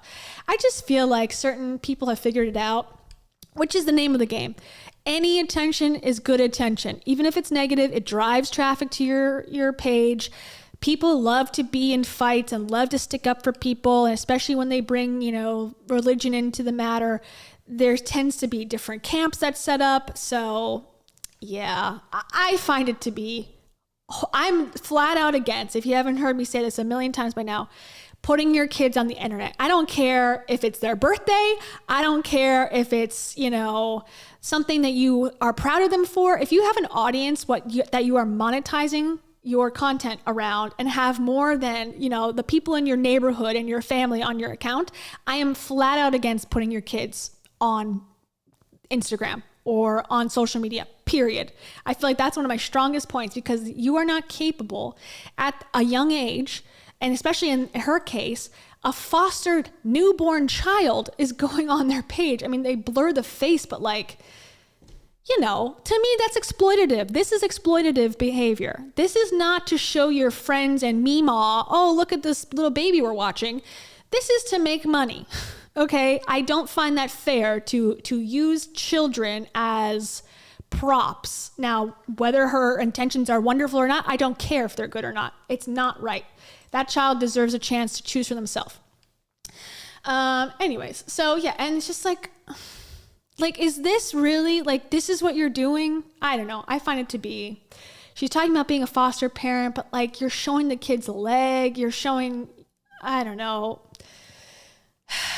like, do whatever you want to do. I don't like the content already, but it's just like, leave the kids off of it. And she's not just doing Instagram. It's like Instagram stories, Instagram posts, YouTube video vlogs, Q&A about being a foster mom. It's like, enough. But the thing is, she gets views. So, you know, what incentive does she have to stop? None. So that's the basic update there. It looks like her former manager, I guess, someone helped her on the website, was deposed. So he gave his deposition. So I'm assuming that'll be part of the trial. It looks like victims are going to come in person, it looks like, to speak, because the prosecutor asked the judge about virtual calls, and she said, we don't, unless there's crazy circumstances where she gave an example, in one of the cases she was presiding over, the guy was older, it was during COVID, and he did it virtually because they didn't want him traveling from California to Texas and risk getting sick. So they let him virtually give his testimony. But that probably won't happen. So any people who are going to speak out against Brittany during this trial, they will most likely be in person. Now, I don't think, I could be wrong, I don't think it'll be recorded or streamed. I don't think. I only think the virtual sessions are streamed on YouTube, which is the thing I watched today, which is we could look at video of it, but it's so boring. It's just 3 people on Zoom.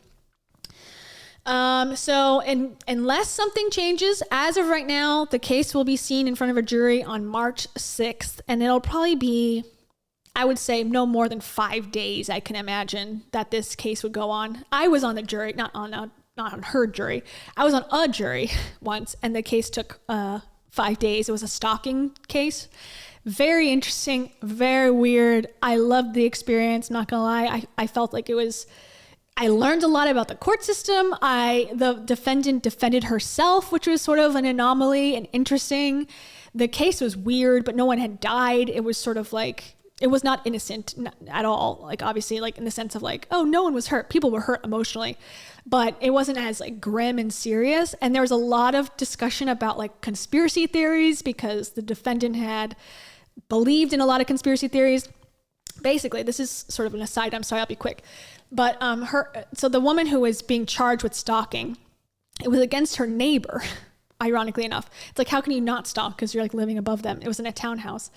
And, but the woman, she was convinced, the one that was charged with stalking, she was convinced that her neighbor was trying to kill her by, playing like some silent audio. She was convinced. She was like, oh, there's like this, you've probably acoustic like device, and apparently they existed like in the 1940s, but they're like the size of a football field, like to actually work.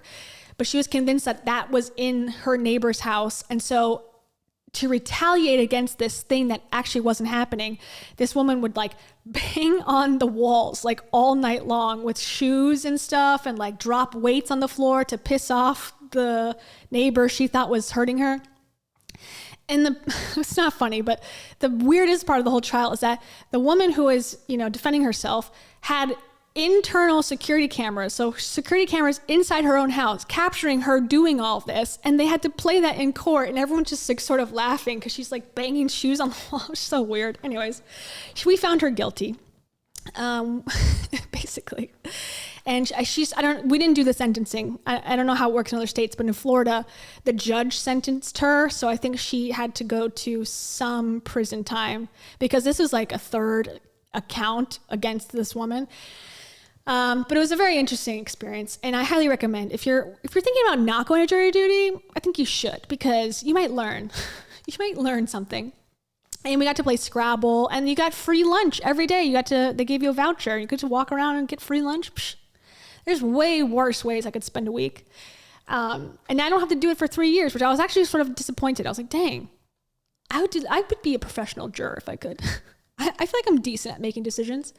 And it's interesting too, how the other jurors, like there's studies and theories about how juries work and certain people and how they choose juries. And I was trying to figure out like, why'd they choose me? Why'd they choose this guy? We were trying to figure out why both sides wanted us. It was interesting. Anyways, okay, that's Brittany Dawn. So we'll keep you updated on that. It's exciting. Not really. I hope she does, I hope she's found guilty, only because because I don't really care for her content, but I think it will set a good precedent in the future for other potential scammers out there to think twice, because they could be sued and have to go to court and pay back. I think one of the punishments she could face is like up to $10,000 per complaint. So if there's thousands of people who are complaining, I mean, that's going to add up quick, obviously. Now, I could be wrong about that, but there was something like that, like per person who didn't receive the actual coaching, that she would have to pay a fine of like 10 grand, which is crazy. So now we're going to talk about a fun topic. This guy is kooky. We need more kooky topics, less sad, scary court topics. Brian Johnson. Okay, you guys ready for this? Are you ready for this? Brian Johnson. Here he is again, in case you weren't here in the beginning. Kristen, I see Kristen's comment here. There is, of course, a chance that she could, that would have to be the state filing charges again in criminal court because of tax reasons, or because they find out something criminal happened. So this could, of course, because now they're getting access to all the information, could lead to a criminal charge for sure, definitely. Okay, so we're Brian Johnson, the millionaire who is trying to be 18 again. He's 45 currently, but he wants to be younger. Now, I'll go back again. This is his son, who is 17. So I disapprove of this. But this is his 17-year-old son. So he's trying to be him, essentially, which is definitely not creepy whatsoever.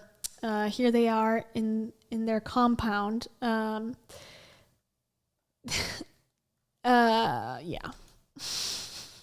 I want to hear from him. I want to hear from the words of Brian. I don't want to talk so much.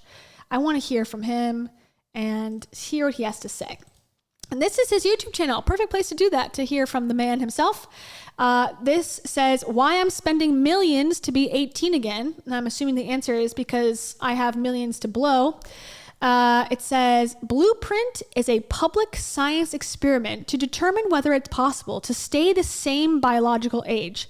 This requires slowing down aging processes as much as possible and then reversing the aging that has happened. Currently, my speed of aging is 0.76. Okay, that means for every 365 days each year, I age 277. Again, what an interesting way to spend money, right? Like save humanity or pet project, like get Botox, man. I don't know. My goal is to remain the same age biologically for every 365 days that pass. He openly shares for free. Oh, we're so lucky. His diet, exercise, and other protocols so that others can benefit and try to improve upon what I'm doing. Again, he's spending millions, so I don't know who else can just replicate $1 million protocol, but okay. I also openly share my health data, as data is better than human opinion at guiding decision making. You can find everything here at blueprint.brianjohnson.co. Okay. Also, guess which state this man is from. I will not say anything else about it, but I will tell you where he's from based on what you think. I'm curious to see what you think. What state is this man from? He's from one of the 50. And it's one that we talk about more than the other states sometimes. Okay, on the surface, Blueprint may seem like something about health, wellness, and aging. To me, it's a philosophy. Blueprint was born when years ago I would overeat every night as a result of the stress of everyday life, being a startup entrepreneur, a father to 3 young kids, leaving a religion I was born into, chronic depression, etc. Every night at 7 p.m., there was nothing I could do to stop myself from committing this self-harm of overeating. This was rapidly degrading my health and wellness and speeding up my pace of aging. Eventually, I playfully fired, quote, evening Brian. It's a weird way to talk about yourself. Evening Brian, and revoked his decision-making authority from 7 p.m. to 10 p.m. every night. Okay. I imagine a future where we would not accept self-harm as the norm. So he's saying overeating, like eating at night. Oh my God. We will not accept self-harm. Okay. The idea of systematically and reliably avoiding self-harm may be one of the most important goals of the 21st century.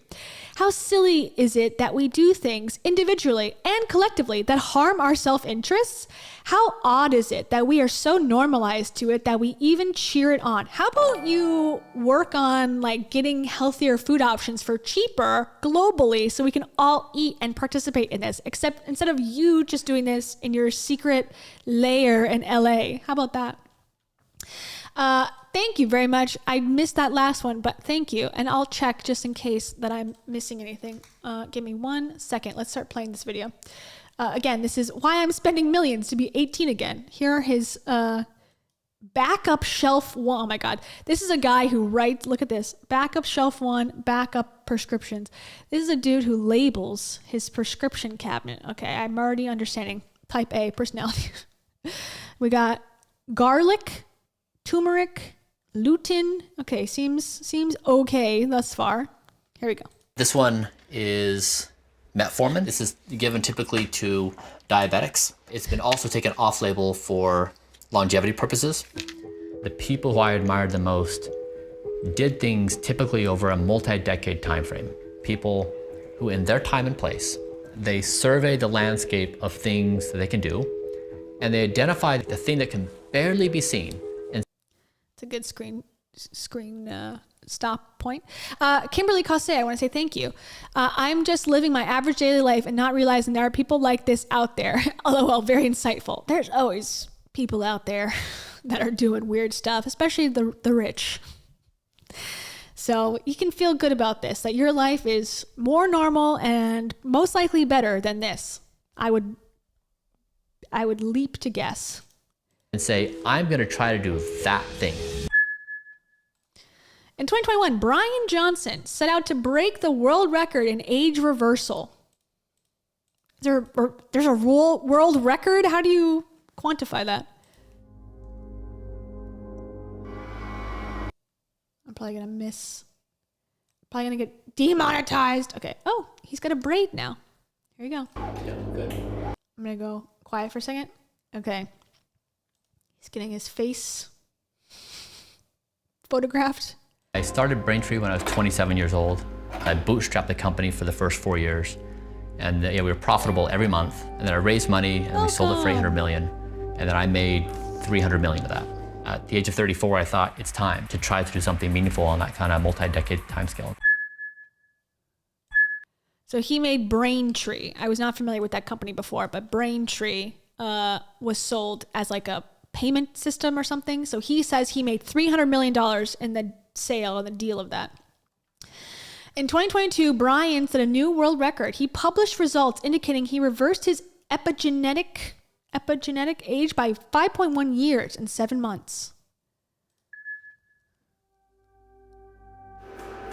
My objective with Blueprint is to demonstrate BBL. aging escape velocity using the best science, trying to do all the appropriate interventions to neutralize my aging process. This is some Black Mirror shit. So even better than last time. So I think my first one was 3.4. A few things have distinguished what I've done to date. As far as I know, I'm the only person that has publicly posted my data. So I'm not saying, here's my protocol and believe me. I'm saying, here's my protocol, here's all my data, and here's what I'm experimenting with next. And here's where I've made mistakes, and here's where I'm trying to fix it. It's really... Oh, before we go on, everyone said, okay, I'm looking at everyone's choices. Florida, South Dakota, Utah, Florida. Let's see, what else? Florida, California. Well, he lives in California now, but he's from, hold on. He's from Utah, the land of the MLM. So I think he was a Mormon, I believe, because he talks in one of the videos about being into a very, very serious religion. That was a big part of his life. A stacked process of maybe 100 different things I do, because you have to think about the body in its entirety. 118, is that right? Mm-hmm. How the heart ages is different than how the lungs age, and how the lungs age is different than how the brain ages. You have to really think about it from a holistic perspective. So it's the common things.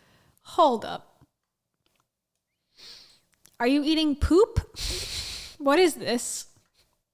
If the secret to longevity was eating poop, I would rather just be old. What is this? Peas? This looks awful. You have to really think about it from a holistic perspective. So it's the common things like diet and exercise, but it's also a much broader consideration. So I have a team of doctors that I work with, and we just go through this rigorous process of measurement, gold standard science, implementation, measurement. Is produced near perfect health for me. Are you okay? Did you see a therapist first before you started this journey? You might just solve your problems by like talking about them as opposed to going through all these hoops. Like, are these doctors not working for anyone else? They're like working full time at your house or what? That's weird. No matter how extreme I've had to be, no matter how eccentric people perceive me to be because I'm outside the norms, demonstrating that age can be arrested would change everything. I'm scared. I'm scared. Even the music was like, Don't, this is terrifying. Don't. The editor's trying to tell you, like, hey, this is weird. Okay, look. I don't want to, like, shame him for what he looks like physically, but he doesn't look well to me. I don't know. This is not what the youth that I was going for when I was youthful, and the youth that I wish to maintain going forward. It's like, it looks like the Westworld before they give you the features, you know, like when they're in the little wax thing and they haven't been given anything yet. It's like the before you're given a personality and a storyline. Okay, this is from Bloomberg. I think that's safe. Bloomberg says, going viral, routine to reverse aging. Let's see. I mean, tell us, what effects have you seen so far? It was pretty remarkable. We didn't really know what to expect when we started. The 5.1 year age reversal for epigenetics was interesting. And then slowing the speed of aging by 25% was something that we found really exciting. It's probably exceeded our expectations. When we say stringent, 1,977 vegan calories a day, 24 supplements and medicines, exercise an hour a day plus high intensity 3 times a week, sleep at the same time every night after 2 hours of wearing glasses and block blue light. I don't think I particularly want 33,000 images of my bowels, but you were doing this for another reason, a purpose. Where does this go in terms of next stage therapies? The idea behind the project was if you could measure all 70 plus organs of your body and enable each organ to speak, your heart and lungs and liver and pancreas, and express what they need to be in an ideal state, and then take those needs, look at gold standard scientific evidence, and then create a protocol. And I've agreed to go through that process. And so we make... Okay, let's find a more interesting video. This one sucks. Let's go to Tom Bilyeu. He's always got crazy ideas. This is him, or actually, is there anything on his YouTube? The only thing with his YouTube is that there's music, unfortunately. Okay, here's his morning routine. Let's watch it. We'll see. The music might be okay.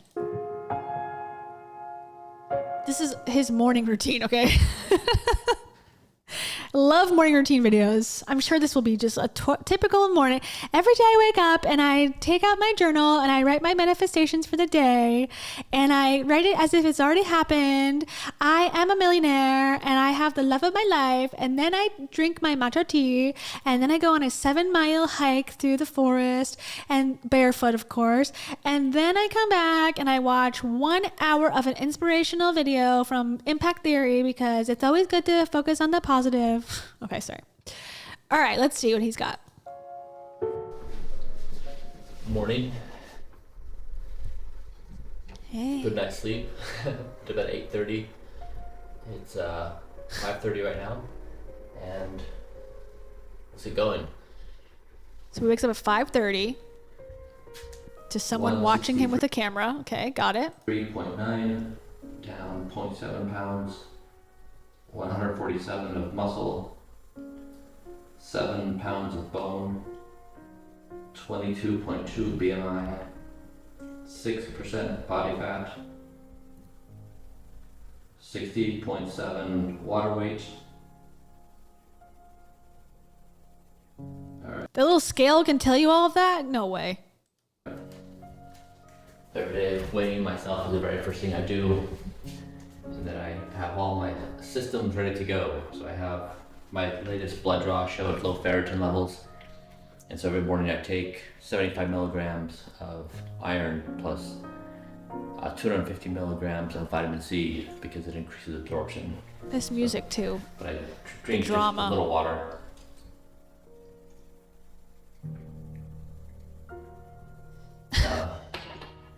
I charge my device so I don't have to think about it ever again. I try to do things so that I don't have to think about making any action. And now let's start. Also, he's divorced. So he had a wife and kids. I think he's got 2 kids, 3 kids. And he was married. So now he's single, by the way. So he's single, ladies. Hey, he's single. You'll have to just get up at 5:30 in the morning and never die, but worth it. Start the meditation and some light therapy. This is This is something new I've been trying. We've been trying for the past 2 weeks. This light therapy. So I meditate. So he's going back to bed now. And then as I meditate, I do some light therapy, and then I finish with HRV training with this polar strap. I get up at 5 and then I take my iron pill and I put this over my head. That looks relaxing. I have a nightclub in my eye sockets. Oh boy. Rich people, man, am I right?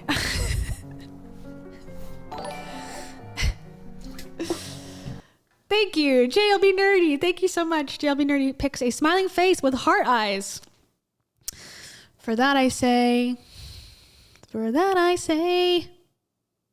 I happen to be an empath myself. I'm an empath, so I felt you were going to send me that. I appreciate it. Since then, we've also healed a car. Here's a new one for you. Oh no, I don't have it. Damn it. This is how I felt watching him cook that poop meal. I want to throw up. Hold on. Thank you, JLB Nerdy. I appreciate it. Alright, that's complete. Let's see what the results are. Surprisingly accurate. I have a 10 out of 10 readiness score today. It measures my HRV using frequency domain and time domain analysis. It's surprisingly accurate. When I feel stressed or I had a bad night, it typically comes up if my sympathetic nervous system is much more active.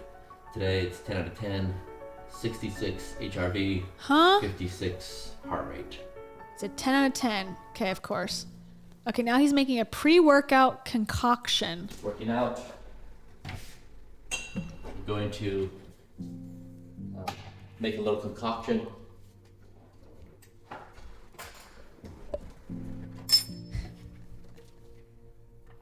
Okay. First, a little bit of water. Tap water? A total of about 48 ounces today. This music's killing me. Why is it so sad? Because it's sad? Yeah, I guess that's why. Okay, so he's got water. This is 2.5 grams of creatine. Okay. 8 drops of manganese. Specifically 8 drops, okay. 125 milligrams of liquid iodine. Straight in the mouth. Saturday. 250 milligrams. Spermicide? Wait, what's that? Spermide? Okay. Let's go back a second. Water, 8 fluid ounces. Liquid iodine. Okay. Creatine, manganese, 8 drops. Peptides, 20 grams. Spermadine. What is that? Any doctors in the audience? What is spermadine? Cocoa flavonols, 50 milligrams. Cinnamon. I know that one. 250 milligrams on even days. Okay. So we're going to skip this because I don't care. We just read it. Spermidine. Spermidine. It oxidizes, so it needs to be in an airtight container.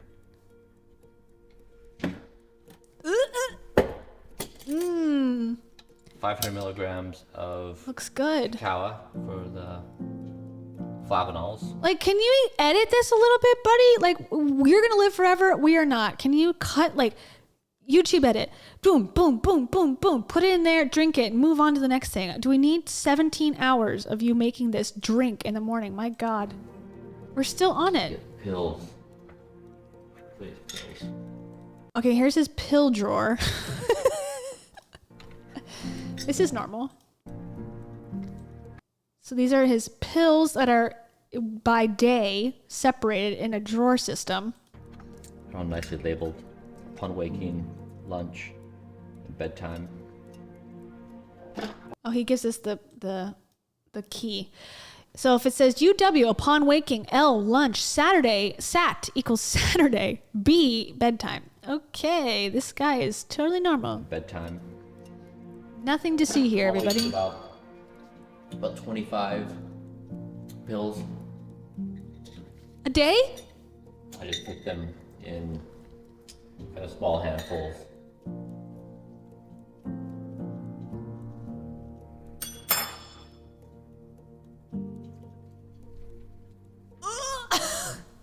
God, that's a lot of pills. For someone who's healthy. Specifically. Ugh. Oh my God, he's still got his third handful. Look at that, still half to go. What could be a better pre-workout than olive oil, spermidine, peptides, cinnamon, creatine, cacao for the flavonols. Oh my God, you just went through all of it. I don't know. A sandwich, an egg. When you're doing caloric restriction, at least for me, every morsel matters. I've found myself looking at my plate, but everything, because just over 2,100 calories a day while working out as much as I do, you really appreciate every single crumb. So that's about as good as I can do. Eat 2 pieces of gum to induce saliva. I had 3. And it had xylitol in it. 2 pieces of gum. Prevent tooth decay. So part of my oral regimen. I'll spit it out in about 60 seconds. Chew gum. Can you imagine writing your journal, your to-do list? Okay. Take disgusting pre-workout drink. Have a nightclub in eyes in bed. Chew gum 60 seconds only. Take 25 pills. And then we're ready to go to the gym.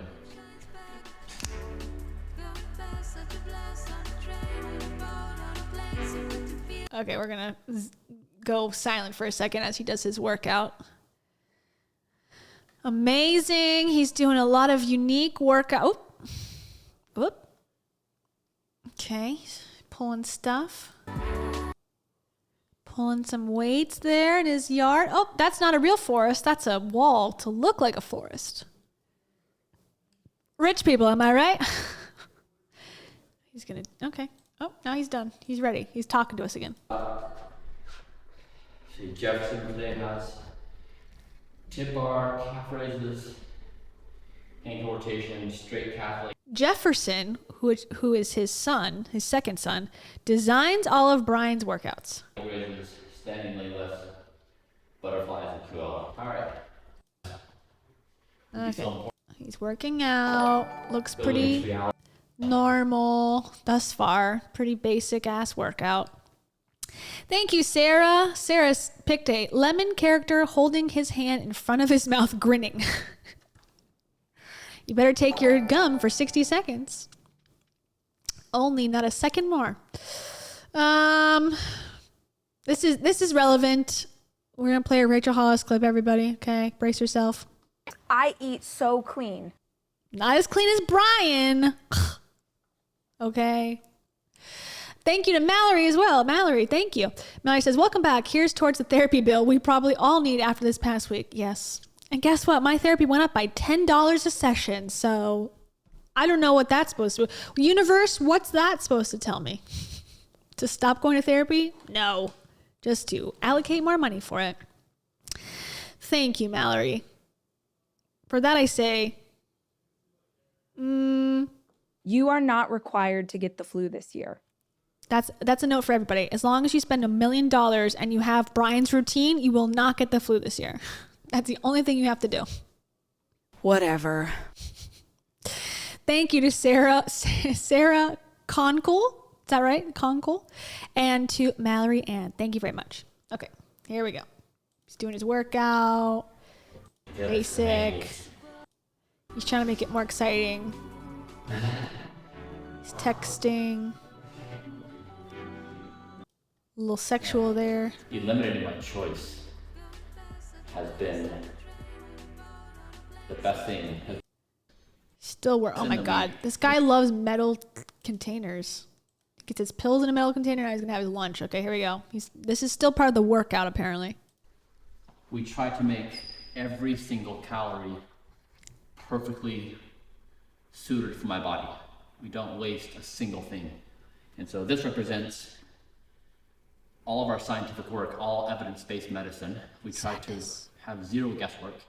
It's all based upon hundreds of measurements from my body that generate the data, and we look at that through evidence-based medicine, and we then formulate these recipes. So I'll show you what it is. I like that he likes evidence-based medicine, but my conscious mind is never consulted about what it wants to eat. My body does. So these measurements ask my liver and my heart and my DNA methylation. this looks like jail food. Like they're putting the tray out for you. Like, okay, here you go. Grab your meal. Move on. Down the line. To thrive as biological processes and organs in my body. And it generates data. It says, I'm happy in this way and I'm sad in these ways. Show us the food. And then we try to make all these organs and biological processes happy with the food. And so this is what I'm giving today. Alaska Blood Tundra gifted 20 memberships. What? Thank you so much. All right, 20 people can sign up to become a member right now thanks to Alaska Blood Tundra. Woo! Thank you. You're the MVP. There you go. 18 people more can become members. Thank you, Alaska Blood Tundra. And for that I say, it's not my ankle that hurts. It's my Achilles heel. Relevant. Okay. I really want to see this food. I don't really care what he's saying, but I want to hear the food. See the food. Today, so you saw in the morning, I'll eat, for example, I'll have additional of olive oil, collagen peptides. Oh my God, we went through this already. We already saw what you ate in the morning. Jesus Christ. Okay, sorry. I take it back. Okay, here we go. This is super veggie. I eat around 50 pounds a month of vegetables. That's good. He's mostly vegan. The volume, it's pretty substantial. Okay. This guy's eating poop. Why does it have to be like mashed like that? Look at this. This is the second thing he's made that looks like this. I thought it was like a casserole. I'm like, oh, like green bean casserole? No. Look again. The volume, it's pretty substantial. I think most people are shocked by this as being 1 ml. But it's broccoli, cauliflower, ginger, garlic, mushrooms, hemp seeds. You can't just eat that like normal? You can't just eat normal mushrooms or broccoli? You're not allowed to eat that? It's worse for your body. You got to eat it blended up and cooked on a plate and looks like brown paste? 300 grams of black lentils. Put on a low simmer because it will take me about 20 minutes to shower and get all of my skincare done. Oh, and by the time it skincare. comes down, it'll be warm, and then we'll go sit down, and it will be This guy's bored. peace and joy as we eat super veggie and think about the day, and particularly the most important things that I want to accomplish and be thinking about. I really don't like listening to podcasts or news or anything because in doing that, I really I absorb that energy and then I become that energy. And so whatever it is, I really want to be in my own mind and focus on the things. And then after this point in the morning, If you want to become the energy of Kia's world, subscribe now. Listen every morning and become bitter and mean like me. that I can open up and I can expose myself to different energy sources, but in the morning I can keep it very stable.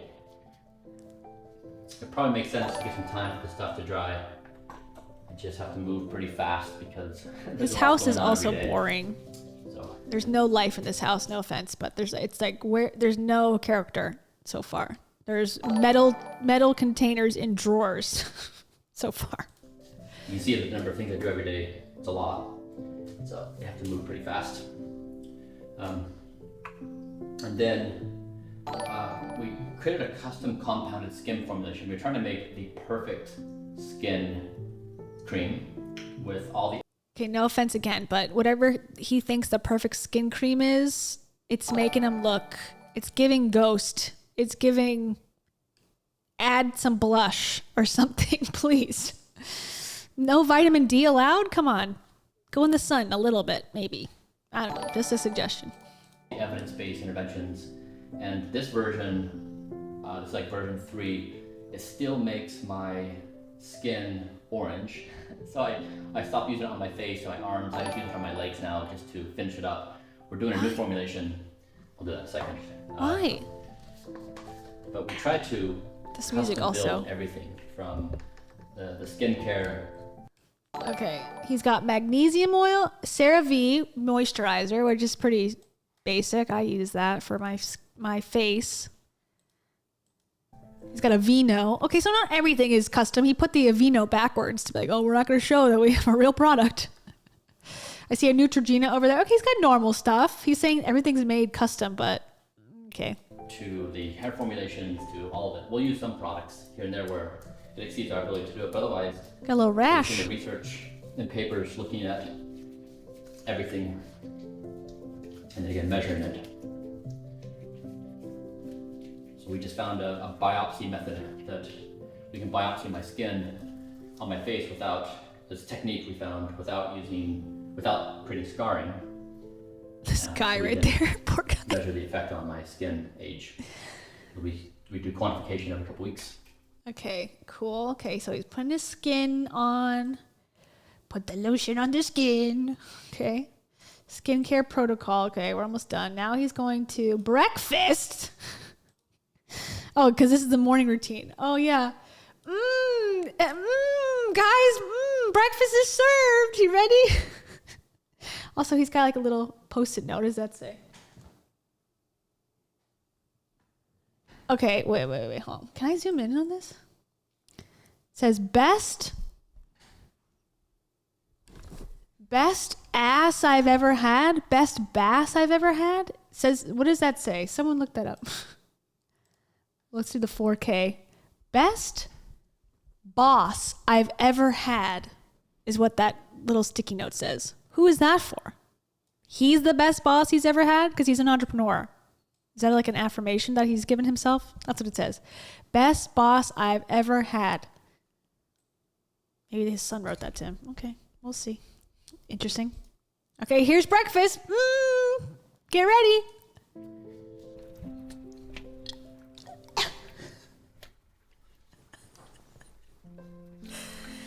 Dude. Sloppy, sloppy, slop, slop. And again, it's like where other people may leave things remaining, food remaining in the dish, I don't. You cannot be lying that that's it's appetizing. Such a slippery slope that if you allow one exception for any reason, it just like kind of all falls apart. To the next tablespoon of olive oil. If you're just joining the chat, you're like, who is this guy? This man spends millions of dollars every year to reverse his age to be 18. That's his goal. And he is currently 45 and he lives this nightmare so that he can be younger. And he's having what he's calling breakfast and adding oil on top.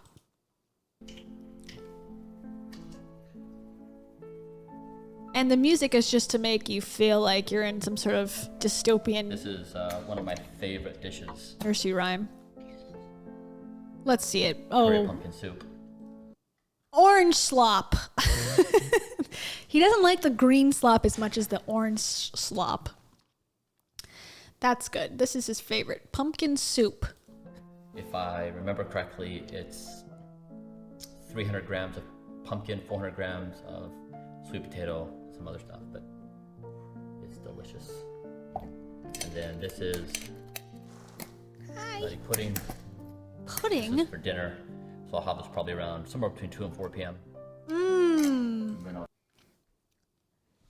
Tan slop for dinner. This is the Onion. This is the Onion documentary. It's got to be. This has got to be satire, right? This has got to be bad. Not real. This is just like an experiment to see how many interviews you can get, right? Lady Vixen, thank you. Tara says thank you. Come here. Come here. Come up again. Come say hi to everybody. Come on. Uppy, uppy. Come on. You can do it. Yay! She did it just for you, Lady Vixen. Thank you. You're going back in time and putting captions on. You're crazy. Lady Vixen says, a pile of poop with a face. My favorite breakfast meal. Tara, what do you think about that? She's like, that's what my breakfast looks like. Slop. Sloppy. Thank you. Okay. Well, let's look at dinner slop real quick again. Where'd we go? Where's dinner slop? Oh, here it is. Brazil nut. Kind of all falls apart. American soup. If I remember correctly, it's 300 grams of pumpkin, 400 grams of sweet potato, some other stuff, but it's delicious. And then this You're is convincing me, sir. nutty pudding. This is for dinner, so I'll have this probably around somewhere between 2 and 4 p.m. Dinner? And then I'll do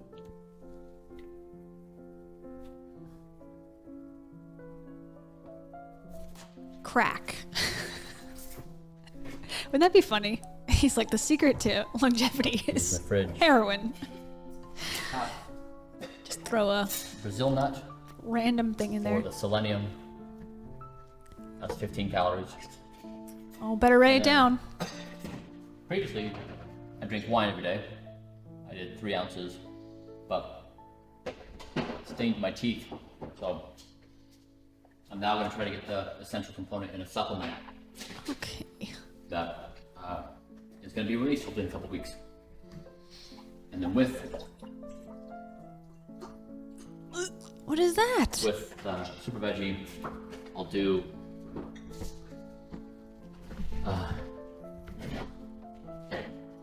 500 milligrams of cacao. Delicious. Yeah. Teaspoon of cinnamon. And then a little bit of trehalose. Okay. He loves like chunky drinks and slops. Thank you again, Lady Vixen. Lady Vixen picked a pile of poop with a face. So you have breakfast and dinner, Lady Vixen. Taro says, sign me up. Okay. All right, breakfast is done. Just for area rejuvenation, tendons, ligaments. And then this light I do for about 15 minutes a day. 10,000 lux for mood support, and then also circadian. Well, just go outside. Circadian rhythm, mood support. You got a fucking huge backyard. Why are you putting a light on in your dark living room? Rhythm normalization.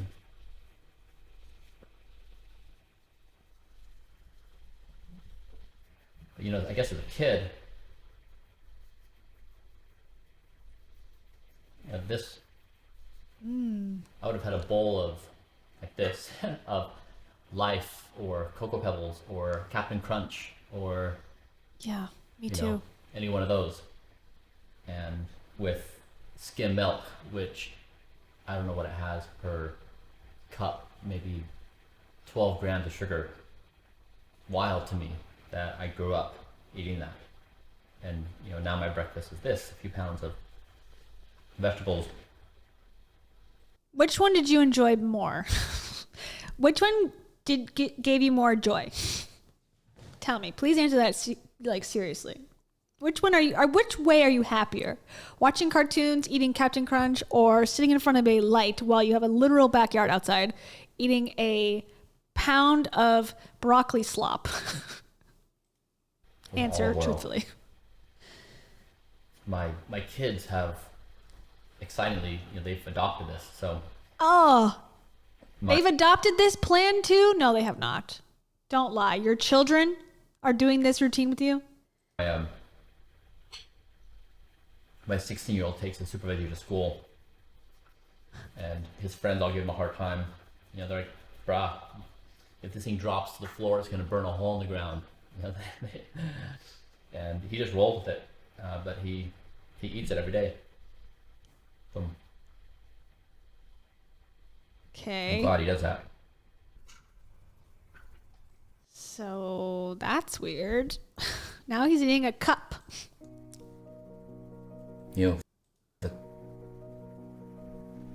The deeper you go in a given thing, the closer you get to. I wonder if the kid just takes it to school and throws it away and buys pizza, but he just wants to be included in the trust fund for sure. He's like, my dad's worth $300 million. I need to make sure he doesn't, Kitty, I need to make sure he doesn't completely leave me out of the inheritance. I'll probably get more if I do his routine. I don't want to call it the truth because I don't know if there is a truth, but if the statement is that chocolate's good for you, that's level 1. Level 2 is that dark chocolate's good for you. And then level 3 is a certain kind of dark chocolate that doesn't have.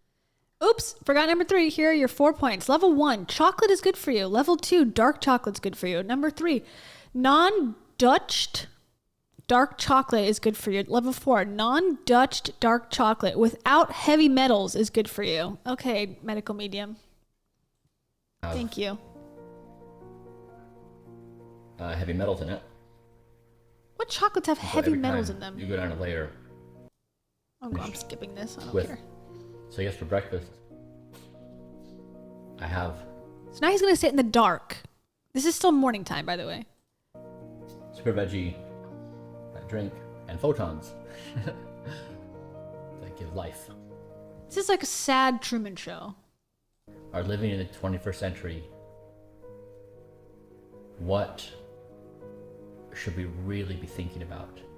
And my mind continually goes to what will those who are intelligent that exist in the year 2500, whatever that form of intelligence is, when they look back, what mattered in the 21st century? And eating of course, it'll be vegetables. obvious to them at that time, like it is when we look back in the 1600s or 1700s or 1800s. Okay. All right. Now he's going to talk about his philosophy of life. I'm not really into it. Okay. In the dark. Cool. That's his morning. So I rate that a 0 out of 10 out of something that I would like to implement in my life. Yeah, maybe the skincare routine. But other than that, not really into it. Not loving that. That seems like a very sad existence, unfortunately. Do we want to watch? We don't have to. This is where he talks. No, this one I'm just going to show you. I'm not going to play it. If you want to watch it, obviously go for it. This is from 2020, but look how different he looks. In every photo I've seen of him, he looks like a different person. And this is something that he told to University of Chicago graduation. This is, I guess, their graduation speech. It is a terrifying thing. He's going to talk about the world being crazy and horrible and whatever. We can listen to a second of it, but actually, no, it's boring. This was not the exciting one. This was pretty boring, but that's what he looked like a couple of years ago. Should we listen to this one is... Oh, Katie. He's got an hour and 44-minute protocol. I don't want to watch that. But this, if you have the longevity and interest, this is the video. It's called My Anti-Aging Protocol Broke a World Record. And basically, he goes through and does all the tests that he shows, like how amazing he is. Hearing test, oral health test. So, diet. Oh, he's eating real foods. They're like, nope, blend it up. He's got his slop. What is this? What is this blob? And his fitness routine looks good. Summary results.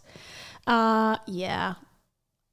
I think this is some sort of like illness that, ironically, it's like an illness that some people have, but they just don't have the money to be able to see it through. This is someone living out their illness by trying to stay alive forever. Let's watch the Tom Bilyeu interview with him. It's 2 hours long. I ain't gonna stay on for 2 hours, but I like to see what I'm sure Tom thinks this is like the ultimate best lifestyle you could possibly have ever as a human being. I'm just going to predict that he's going to think this is wonderful. So let's start it. We'll see how far we get, and then we'll call it a night. But first, thank you to Zuki Yumi. Thank you so much. Zuki Yumi says, pitiful human. I didn't see any animals in the house. I guess animals are not good for your physical evolution in reverse. Devolution? And Bambi's dad turns his head and walks away. There you go. That's for you. Somebody ought to smack you. Somebody ought to smack Brian and tell him that he doesn't have to do this unless he really wants to. Even so, you probably shouldn't do it.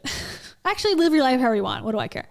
Thank you, Zuki Yumi. I combined your two names into one. Zuki Yumi. Thank you. All right, here we go. He's trying to live to 120 years old. They're going to sit at the table. That looks like The Fountain of Youth is a story as old as humanity. And typically it's a group of people on a boat going to a jungle in some sacred... This is from, he looks worse here. This is from 2 weeks ago.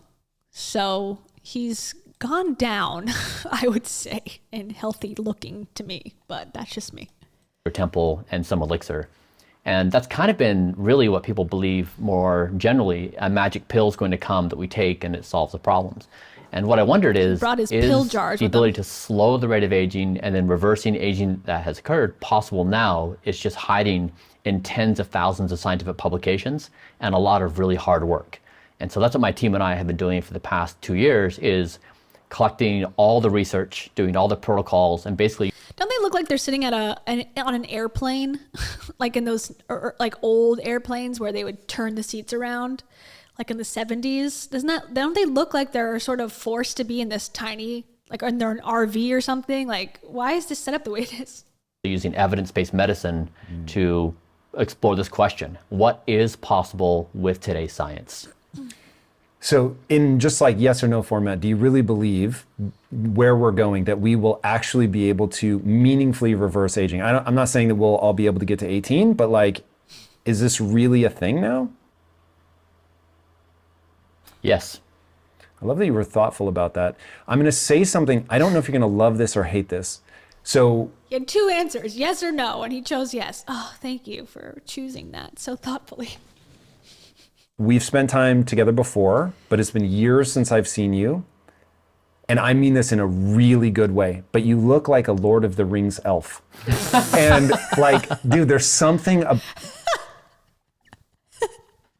Okay, I gotta pull that one. You look like a Lord of the Rings elf, and I mean this in a good way. Oh, man, okay. About the clarity in your skin, the vibrancy in your eyes, I don't know. So I'm really, really interested in slowing down aging, reversing aging. I come at it the same way that you do. If when I lay my head down, I think I want to wake up tomorrow, then why would I not want this ride to end? We can get into some of the complexities of the question of ought we do that later, but I really do want to get deep into the protocol. So as I said to you when you first arrived, seeing you on camera does not do justice to what it's like to see you in person, in terms of just the externally visible markers of health. Really do, like, it does something to my brain to be like, oh, this person looks healthy. So the protocol, I've watched a lot of your videos on this. You've gone into tremendous depth about the blueprint, which I assume is the blueprint on how to live in a way that slows down aging and possibly at some point will reverse it. The way he's sitting but what is like he's never sat in a chair before. is the protocol? It is Right? Like he doesn't know how to use the back. Hold on. Where did it go? There. Oh, damn it. Shut up, Tom. There. Why does he sit like this? Oh, I guess he's got a pillow or something behind. They both do. He looks like he's like, this is how I sit in chair. I don't know. I've never done it before. Okay. Maintain itself in an optimal state. Now, this is in contrast to typically we approach things in life where we think our brain is the primary tool which solves all problems before us. Well, my brain, as most brains do, is a cause of a lot of self-destructive behavior. We are prone to eat too much food or of the wrong kind of food or drink or other substances or spend too much time consuming content, not prioritizing sleep. And so the solution for me was to take my mind, it was very counterintuitive, remove my mind as a problem-solving tool, empower my body by measurement through my entire body, and then looking at the evidence. And so letting my body solve its own problems of how to be in the ideal state is the protocol. And so I just simply follow the data. And so we look at all the things you would imagine, like blood, stool, urine, saliva, MRI, ultrasound, fitness tests, DNA methylation, microbiome, everything we can measure, we measure. And we take all that data, we look at the evidence, and we just do this again and again. And so my responsibility in this is to ensure perfect adherence to the protocol, and we can see how these things work in an iterative basis. I heard you say that sleep and diet are probably the two most important things. Of course Is that they a are. true assessment given all the data you've looked at now? It's difficult to make too strong of statements about power laws in the entirety because most people reasonably look at this and they see that it's not doable for the average person. Yeah, and watching your therefore- protocol, I will say that like I've got the resources to pull it off. I've even got the discipline, but I was like, this is a lot. It's a lot. It's a lot. So especially the part about needles in the face. That's where I was like, oh God. Those hurt. So we'll get to that in a minute. But so, okay, it's hard to break down the power law. Your point is correct. If you're going to get just a few things right, sleep, I'd say stop self-destructive behavior and get good sleep. Like you don't even have to eat vegetables, berries, and nuts. Like that would be an advanced thing. Just stop doing things that hurt you because when you do things that cause self-destructive behavior, it's so hard that ruins. He says that self-destructive behavior, the worst one, well, he means the worst one, but like eating too much is self-harm. So what, that's a little bit like, yeah, don't do hard drugs and stay up all night. I get that. But his idea of hurting yourself is eating too much of the bad foods. So I need a little bit more explanation of this. More slop, less donuts. Ruins your sleep, which then ruins your willpower to be able to do good things. It's just a vicious cycle. So sleep well, stop bad behaviors, and it gets you in a. There's no way you could have a relationship with this system of life. I think it would be, unless the person was on board, like Tom and him became a couple and did this together. I don't think you would be able to tolerate a secondary person in your life. I have a feeling. A neutral position to feel like you can start doing some positive things in your life and gain some momentum. It's ironically, it's. Okay, I wonder if this is a Nathan Fielder experiment. You know how he put people on TV? Nathan Fielder, Nathan For You? Where the guy I lost weight from moving furniture, and he went on all the local news stations and stuff and became this I don't know, local celebrity. I feel like that's what's going on here. Like they picked a guy that's Lord of the Rings-esque, and they're like, okay, we're gonna put you on this fake thing that you've reversed yourself to 18, because I am not buying it. A lot of people, we all know this.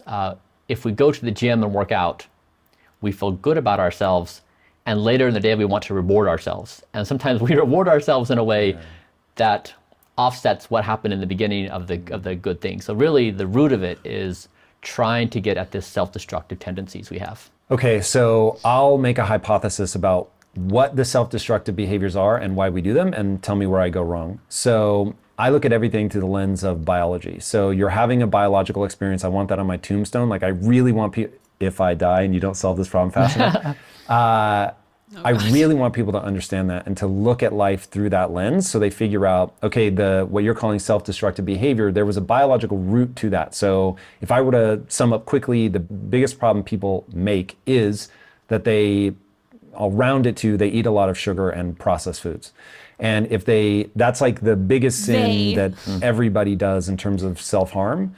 And to undo that, they have to understand that the thing that's driving them to do that is that your brain was created over millions of years of evolution where food was really hard to come by. And if you came by something that was calorically dense, that you were going to go after it as hard as you could, remove the brakes as much as possible, overeat, overconsume.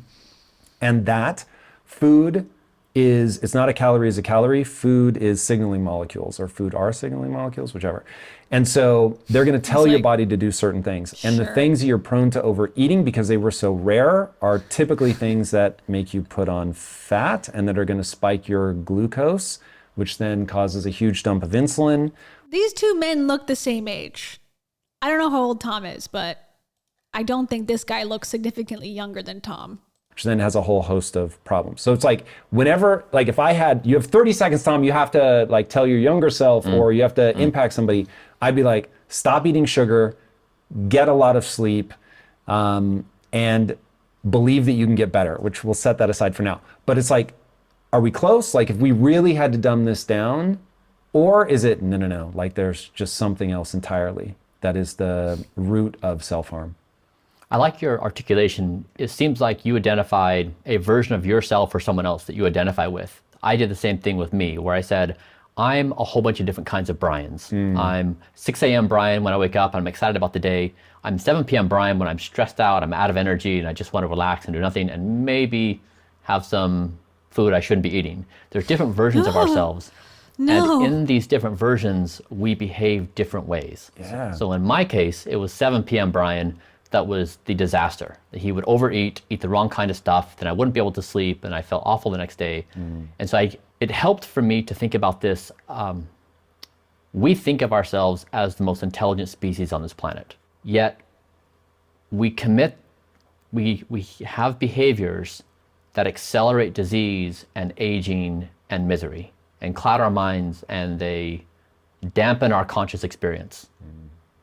Yet, even though we do these things, we've normalized it to make it okay, where we celebrate it, we encourage it. If it's a social norm that's challenged, we try to ostracize a person or make them feel like they're out of step. And if we can... Bro, I don't think you leave your compound because you have 47 pills to take and mush to eat. So I don't know how much socializing you're able to do with a strict schedule like that. Are people ostracizing him? I think it's odd and weird, but I don't... Oops. Hello?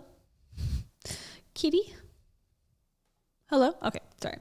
Kitty, her paws are on all the different sound pieces, so that went mute for a second. But I guess that's how he views the world, that everyone thinks he's weird, which he is, but I don't know if that's really like what's going on here. I think people just think it's odd that this is what you've chosen to do with your life. Muster up the greatest sobriety possible about this. It's a little insane we commit self-destructive behavior. I agree. I always feel weird when someone does not move very much. Like if I'm talking, I'm usually moving or being, animated in some way, not over the top, but if doing an interview where you're barely moving your body, I find it to be so weird. It's like uncanny valley, like they say, like, are you human or are you trying to reserve your energy? What's going on? Why aren't you moving at all?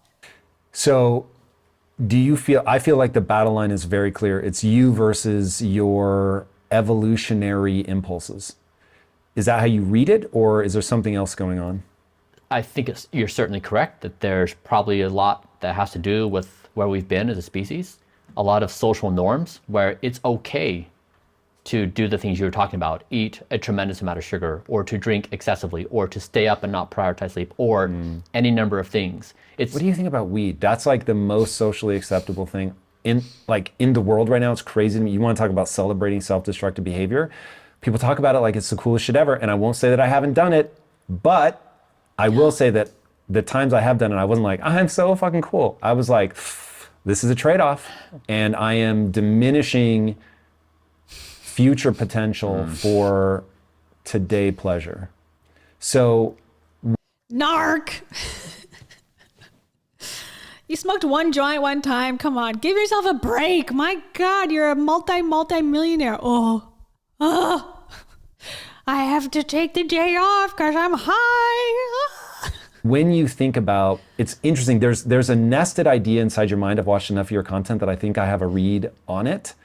But before we get to the very complex, because people may not know, for everybody watching right now, that you also own a company called Kernel, which is trying to, I'm going to use words that you haven't used, but effectively read and write in the language of neurology. I'm not sure how you would phrase that, but to be able to see how we think so that we can also write in the brain. God, I'm really reaching now.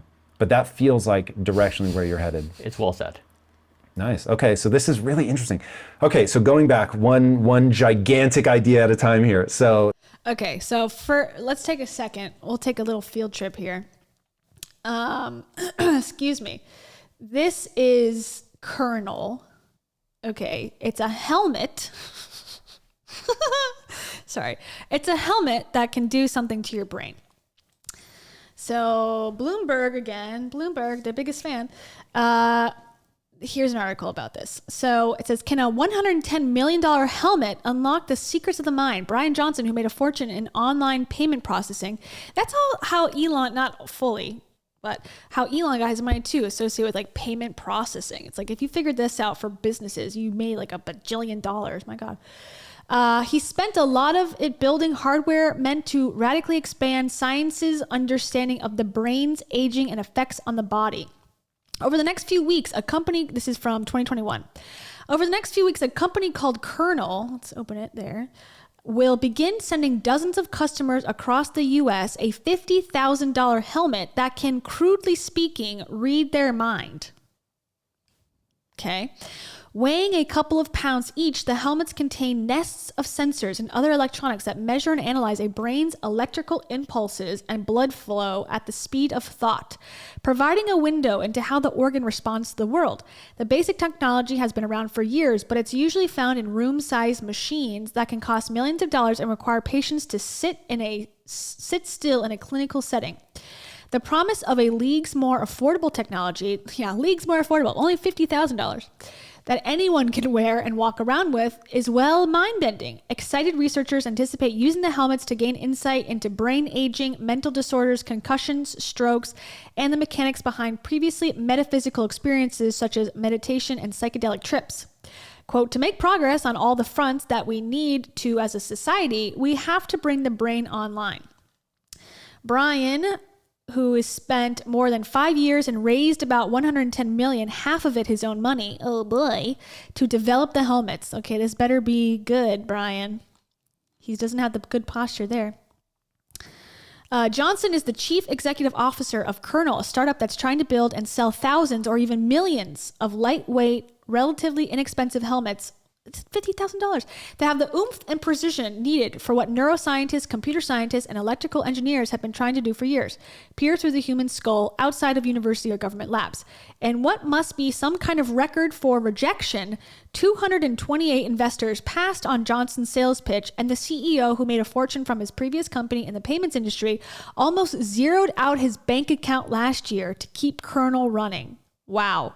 We were 2 weeks away from missing payroll. Although Kernel's tech still has much to prove, successful demonstrations conducted shortly before COVID-19 spilled across the globe convinced some of Johnson's doubters that he has a shot of fulfilling his ambitions.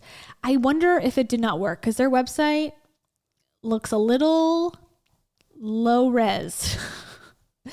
Like, it's not bad, but for $100 million raised, I feel like I could make this website. No offense to myself. I can't watch it. They only have 2.3 thousand subs. The last thing that was uploaded was 8 months ago, which is Kernel Flow predicts gaming expertise. We have results. I can't play stuff with music though. Damn it. Aim Labs grid shot. Look. Okay, well, we're just gonna have to guess what it's about. This is the picture he used as his CEO headshot. Oh wait, this is a different thing, but he's also a part of this too. So apparently there's a leaderboard. There's an Olympics for who is de-aging the best, and of course Brian's number one because it's his company. But 1,750 people are trying to do this and go back in time, apparently. So there's a leaderboard. So who's doing it best? Because that's normal and healthy. Let's go back to this. Okay, this is Colonel Home. Here's the video. So you wear this thing on your head. Where is it? Oh, there it is. You put the thing on your head and then it reads your brain. But I don't think it's done very well. I would guess. Let's go to Instagram. Let's see.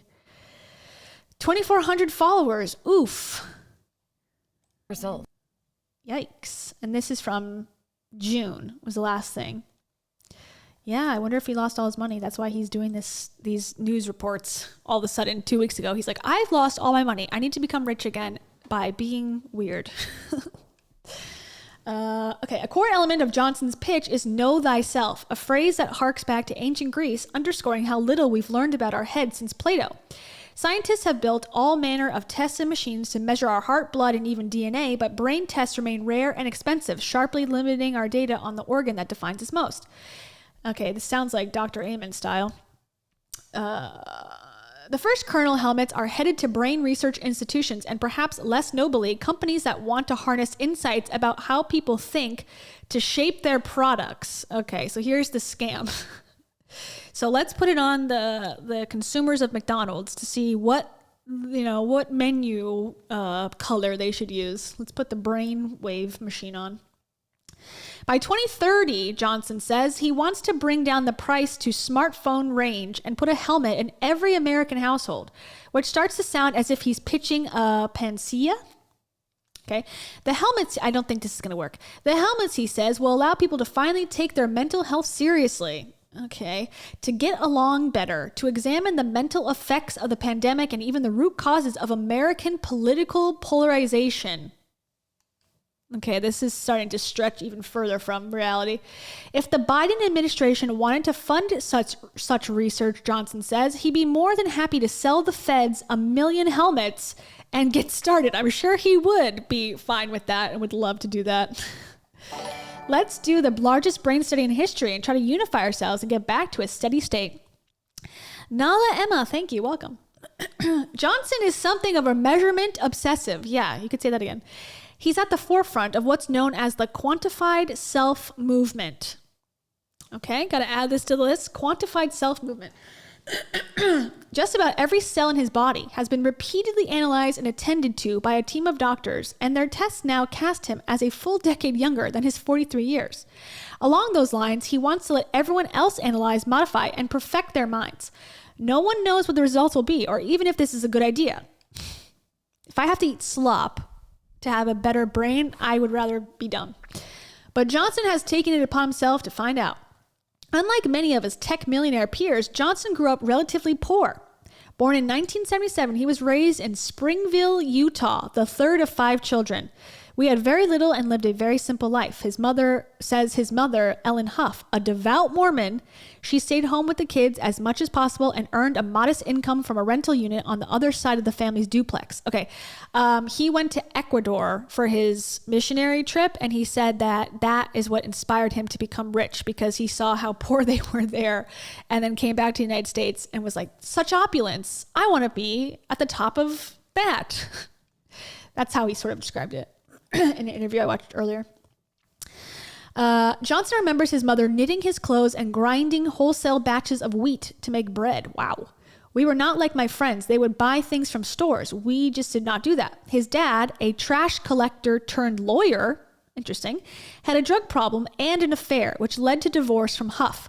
Later, delinquent child support payments, missed pickups on the weekends, and legal troubles contributed to his disbarment.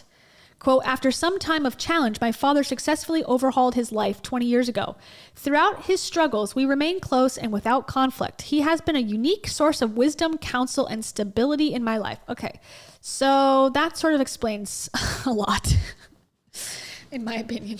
Like, as someone with dad issues, parent issues, I can see myself going down this road of extreme living. Johnson, okay, here it goes, the Ecuador part. Johnson had little idea what to do with his life until he served a 2-year church mission in Ecuador, where he interacted with people living in huts with dirt floors and walls made of mud and hay. When I came back, the only thing I cared about was how to do the most good for the most people. Since I didn't have any skills, I decided to become an entrepreneur. While at Brigham Young University, BYU, he started his own business selling cell phones and service plans, making enough money to hire a team of salespeople. After that, he invested in a real estate development company that collapsed and left him with $250,000 in debt. To get out of the hole, he took a job selling credit card processing services to small businesses door to door. Soon, he was the company's top salesman. Okay, so this is painting a picture of to me that he is a good salesperson, which is why I think he is making the videos that he's making and doing the interviews that he's doing. There's something that he needs to sell, and he needs to build this content story arc around it, and I don't buy it as much as I did 10 seconds ago. I think a lot of it is bullshit, now after reading this a little bit more. This was the mid-2000s, and Johnson's customers kept complaining about the hassle of setting up and maintaining credit card payment systems on their website. In 2007, he started Braintree, a software company focusing on easing the process with slick interfaces. It succeeded and had good timing. After signing up a slew of restaurants, retailers, and other small businesses, Braintree became the middleman of choice for a profusion of startups premised on ordering services online, including Airbnb, OpenTable, and Uber. The company made a great bet on mobile payments, acquiring Venmo for only $26 million in 2012. Wow. The next year, eBay bought Braintree for $800 million in cash, a little less than half of which went to Johnson. That's incredible. I mean, this is quite the rags to riches story that I don't even think he is really capitalized on as much as, oh my God, if Tom had this story, you would hear about it every day. Where's his best-selling book? Despite his newfound fortune, Johnson felt miserable. He was stressed out and overweight. Okay, let me see a picture. What is his consideration of overweight? He'd gotten married and had kids at a young age, but his marriage was falling apart, and he was questioning his life, religion, and identity. He said he entered a deep depressive spiral that included suicidal thoughts. Oh, okay. The decision to sell Braintree well before it peaked in value had been motivated in part by Johnson's need to change those patterns. Quote, once I had money, it was the first time in my life that I could eliminate all permission structures. I could do whatever I wanted. He broke with a Mormon church, got divorced, and moved from Chicago, where Braintree was headquartered, to Los Angeles to start over. Okay, then came the obsession with being young, which is kind of common in LA, it seems. Arriving in California, Johnson consulted with all manners of doctors and mental health specialists. His bodily health improved with huge changes to diet, exercise, and sleep. His mind proved a tougher puzzle. He meditated and studied cognitive science, particularly the ways people develop biases, in an effort to train himself to think more rationally. Okay. By late 2014, he was convinced his wealth would be best spent advancing humanity's understanding of the brain. He took a large portion of his windfall and started OS Fund, a venture firm that has invested in several artificial intelligence and biotech companies. These include Ginkgo Bioworks, Pivot Bio, Synth Ego, and Vicarious. Some of the most promising startups trying to manipulate DNA and other molecules. Interesting. Okay. Never heard of any of those. Mostly, though, Johnson staked his fortune on Kernel. When he founded the company in 2015, his plan was to develop surgical implants that could send information back and forth between humans and computers, the way Keanu Reeves downloads kung fu into his brain in The Matrix. Oh God, this is why Tom loves him. Tom thinks he has a t-shirt that he wears sometimes and has photos in that says The Matrix was a documentary. He's always talking about The Matrix. He's always talking about the pill, the red pill that he took to like wake up or whatever. So I'm sure that's why he loves him. Okay, in the early days, Johnson discussed a potential partnership with Elon Musk, shocking, whose company Neuralink Corp has put implants in pigs and monkeys, but nothing came of it. Interesting. Competitors, I guess. The idea was in part to transfer thoughts and feelings directly from one consciousness to another, to convey emotions and ideas to other people more richly than human language allows. Interesting. Why do since like I know it's supposed to be like to save humanity, but there just seems to be like this evilness in there. Why do I feel like that? Like it's going to be used to hurt us and manipulate us more than it's going to be used to understand and make our lives better. I don't know why I feel that way. Perhaps more important, Johnson reckoned, AI technology was getting so powerful that for human intelligence to remain relevant, the brain's processing power would need to keep pace. The usual Silicon Valley people and investors would not even talk to us. Okay. So Johnson and I began discussing brains in mid-2018 when I was working on a story about the overlap between neuroscience and AI software. During an initial interview at his company's headquarters in LA's Venice neighborhood, Johnson was cordial but somewhat vague about his aims. But at the end of the visit, I happened to mention the time I underwent a mental healing ritual that involved a Chilean shaman burning holes in my arm and pouring poisonous frog secretions into the wounds. I do mention this a lot. Okay. Excited, Johnson replied that he had a personal shaman in Mexico and doctors in California who guided him on drug-induced mind journeys. Okay, now we're getting somewhere where this is all making more sense. Okay, the drug trip. Now he wants to like understand the brain, man. Okay, got it. Based on this common ground, he decided to tell me more about Colonel's work and his own adventurous health practices. Okay, this is what I want to hear about. This is a good article. I'm glad we found it. By then, Johnson had abandoned neural implants in favor of helmets. I guess that's easier to convince people to put on. The technology needed to make implants work is difficult to perfect, among other things. The human body tends to muddy the device's signal over time or reject them outright, and the surgery seemed unlikely to go mainstream. Yeah. With the helmets, the basic principle remained the same. Put tiny electrodes and sensors as close as possible to someone's neurons, then use the electrodes to direct when neurons fire and relay that information to a computer. Watch enough of these neurons fire in enough people, and we may well begin to solve the mysteries of the brain's fine mechanics and how ideas and memories form.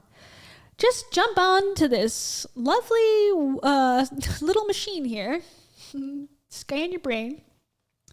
On and off for almost 3 years, I've watched as Colonel has brought its helmets into reality. During an early visit to the company's two-story headquarters in their residential part of Venice, I saw that Johnson's team had converted the garage into an optics lab full of mirrors and high-end lasers. Near the entryway sat a shed-sized metallic cube designed to shield its contents from electromagnetic interference. On the second floor, dozens of the world's top neuroscientists, computer scientists, and materials experts were tinkering with early versions of the helmets alongside piles of other electrical instruments. At that point, the helmets looked less like 21st century gadgets and more like something a medieval knight might wear into battle if he had access to wires and duct tape. Despite the caliber of his team, Johnson and his odd devices were considered toys by outsiders. The usual Silicon Valley people and investors would not even talk to us or poke around at all. It became clear that we would have to spend the time and I would have to spend the money to show people something and demonstrate it working. Yeah, I would think so. Why would you think you just get money to play with? Yeah. A hospital or research center will typically employ a range of instruments to analyze brains. The list is a smorgasbord of acronyms: fMRI, FNIRS, EEG, MEG, PET, etc. No SPECT. That's what Dr. Amen uses, because it's so old. These machines measure a variety of things from electrical activity to blood flow, and they do their jobs quite well. They're also enormous, expensive, and not easily condensed into helmet form. This is giving just a drop of blood into the Edison machine, a la, what's-her-face, Elizabeth Holmes. What was it called again, the company? Elizabeth Holmes Company? I want to call it like biotech, but it's Theranos. It's giving Theranos vibes. In some cases, the machine's size owes in part to components that shield the patient's head from the cacophony of electrical interference present in the world. This allows the sensors to avoid distracting signals and capture only what's happening in the brain. Conversely, signals from the machines need to penetrate the human skull, which happens to be well evolved to prevent penetration. Sorry. That's part of the argument for implants. They nestle sensors right up to the neurons where the signals come from. Okay. It's unlikely a helmet will ever gain the level of information an implant can, but Colonel has striven to close the gap by shrinking its sensors and finding artful ways to block electromagnetic interference. Among its breakthroughs, Johnson's team designed lasers and computer chips that were able to see and record more brain activity than in previous technology. Month after month, the helmet became more refined, polished, and lightweight as the team made and remade dozens of prototypes. The only trick was that, to suit the different applications Johnson envisioned for the helmet, Colonel wound up needing to develop 2 separate devices to mimic all the key functions of the more traditional machine. Okay, so they're just talking about that. They're talking about this. Flow, da-da-da-da. So they have a helmet called the Flow and the Flux to measure different things. Here you go. They're different, but they measure different things. Okay, they decide they're going to look at Parkinson's disease. They want to watch as people relearn how to walk, but this is a little old, so I wonder if they actually did it. It says devices are also going out to Harvard Medical School, the University of Texas, and the Institute of Advanced Consciousness Studies, a California lab focused on researching altered states, to study such things as Alzheimer's and the effect of obesity on brain aging, and to refine meditation techniques. Cybin Inc., a startup aiming to develop therapeutic mental health treatments based on psychedelics, will use the helmets to measure what happens when people trip. All of this thrills Johnson, who continues to harbor the grandest of ambitions for Colonel. He may have given up on computer interfacing implants, but he still wants the company to help people become something more than human. Okay, a couple years ago, Johnson and I boarded his private jet. Okay, he's going to help humanity by having his private jet. And flew from California to Golden, Colorado. Johnson, who has a pilot's license, handled the takeoff and landing, but left the rest to a pro. Okay. He's like, I flew the whole time. We were in Colorado to visit a health and wellness clinic run by physician guru Terry Grossman. Okay. Who's that? Physician guru. That's when I started to get my ears perked up. Who the heck is this? Do I know who this is? Forever Man on a Trip by Drip. This is who it is. Okay. He looks similar to Brian, honestly. Okay. The Grossman Wellness Center looked like a cross between a medical clinic and the set of Cocoon. Most of the other guests were elderly. In a large central room, about 10 black leather chairs and matching footrests were arranged in a loose circle. Each chair held a couple of fluffy white pillows with a metal pole on the side for our IV drips. A few of the ceiling tiles had been replaced and fitted with pictures of clouds and palm trees. In rooms off to the side, medical personnel performed consultations and procedures. Our morning began with IV infusion of 2 anti-aging fluids, Myers cocktail, a blend of magnesium, calcium, vitamin B, vitamin C, and other good stuff, followed by a helping of nicotinamide adrenoglycoside. I don't know. Some of the IV fluids can trigger nausea, but Johnson set the drip to maximum and complemented the IV by having a fiber optic cable fed into his veins to pepper his blood with red, green, blue, and yellow wavelengths of light for added rejuvenation. I have to experience pain when I exercise or work, he said, adding that the suffering makes him feel alive. What? How about we ask a follow-up question to that? Are you okay? Do you need help, Brian? Oh my God. A few hours later, Johnson went into one of the treatment rooms with Grossman to get a stem cell injection straight into his brain. Ugh. Earlier, he provided 5 ounces of his blood, which had then been spun in a centrifuge so Grossman could separate out the plasma and put it through a secret process to activate the stem cells. Now, Johnson hopped onto a reclined exam table, lying on his back with his head angled towards the floor. Grossman pulled out a liquid-filled syringe. Instead of a needle at the end, it had a 4-inch long curved plastic tube, which the doctor coated with some lubricating jelly. He pushed the tube into one of Johnson's nostrils, told the patient to take a big sniff, then pinched Johnson's nose shut. What is this crap? They repeated the process for the other nostril. The procedure looked incredibly uncomfortable, but again, Johnson was unfazed, pulling in the stem cells with determination and excitement. This man is not okay. This is not okay. He needs help. The snorting procedure, designed to improve mood, energy, and memory, was just a small part of Johnson's overall health regimen. Each morning, the CEO took 40 pills to boost his glands, cell membranes, and microbiome. Okay, 40 pills, we saw that. He also used protein patches and nasal sprays for other jobs. After all this, he did 30 minutes of cardio, 15 minutes of weights. At lunch, he'd have some bone broth and vegetables foraged by his chef from the yards of houses in Venice. He might have a light dinner later, but he never consumed anything after 5 p.m. He went to bed early and measured his sleep performance overnight. Every now and then, a shaman or a doctor would juice him up with some drugs such as ketamine or psilocybin. Psilocybin. That's the mushrooms, I think. He'd taken strongly enough to these practices to tattoo his arm with 5-MeO-DMT, the molecular formula for the psychoactive compound famously secreted by the Sonoran desert toad. Okay. To make sure all his efforts were doing some good, Johnson had a lab measure his telomeres. These are the protective bits at the end of DNA strands, which some Nobel Prize winning science has shown can be good indicators of how your body is aging. The longer the telomeres, the better you're doing. Johnson used to register at 0.4 years older internally than his chronological age, but a couple of years into his regimen, under Grossman, when he was in his early 40s, his doctors were telling him he was testing like a man in his late 30s. Ooh, exciting. During one of the most recent conversations, Johnson tells me he stopped snorting stem cells and experimenting with hallucinogens. He says, "I got what I wanted from that and don't need to mess with it right now." I guess when you've done it 100 times, you can move forward. After many tests and much analysis, he discovered he operates best if he wakes up at 4 a.m., consumes 2,250 calories of carefully selected food over the course of 90 minutes, and then doesn't eat again for the rest of the day.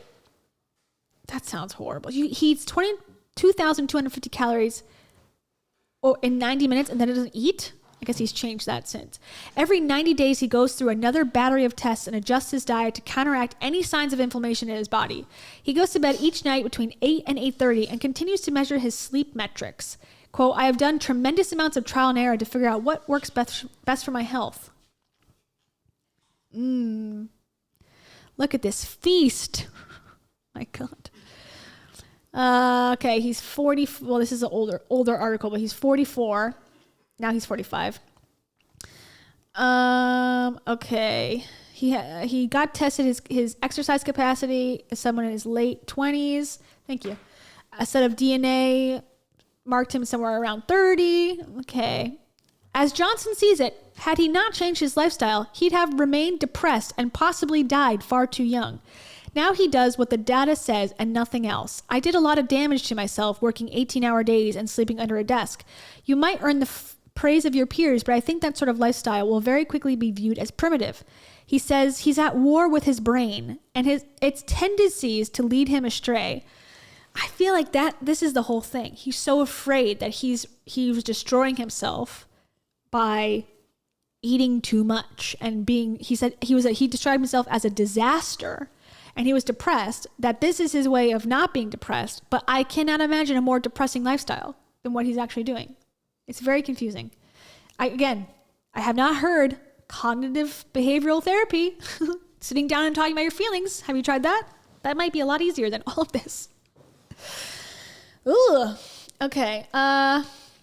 He says, I used to binge eat at night and could not stop myself, he says. It filled me with shame and guilt and wrecked my sleep which crushed my willpower. My mind was a terrible actor for all those years. I wanted to remove my mind from the decision-making process. That's what he told Tom, basically. The nuance in his perspective can be tricky to navigate. Johnson wants to both master the mind and push it to the side. He maintains, however, that our brain is flawed only because we don't understand how it works.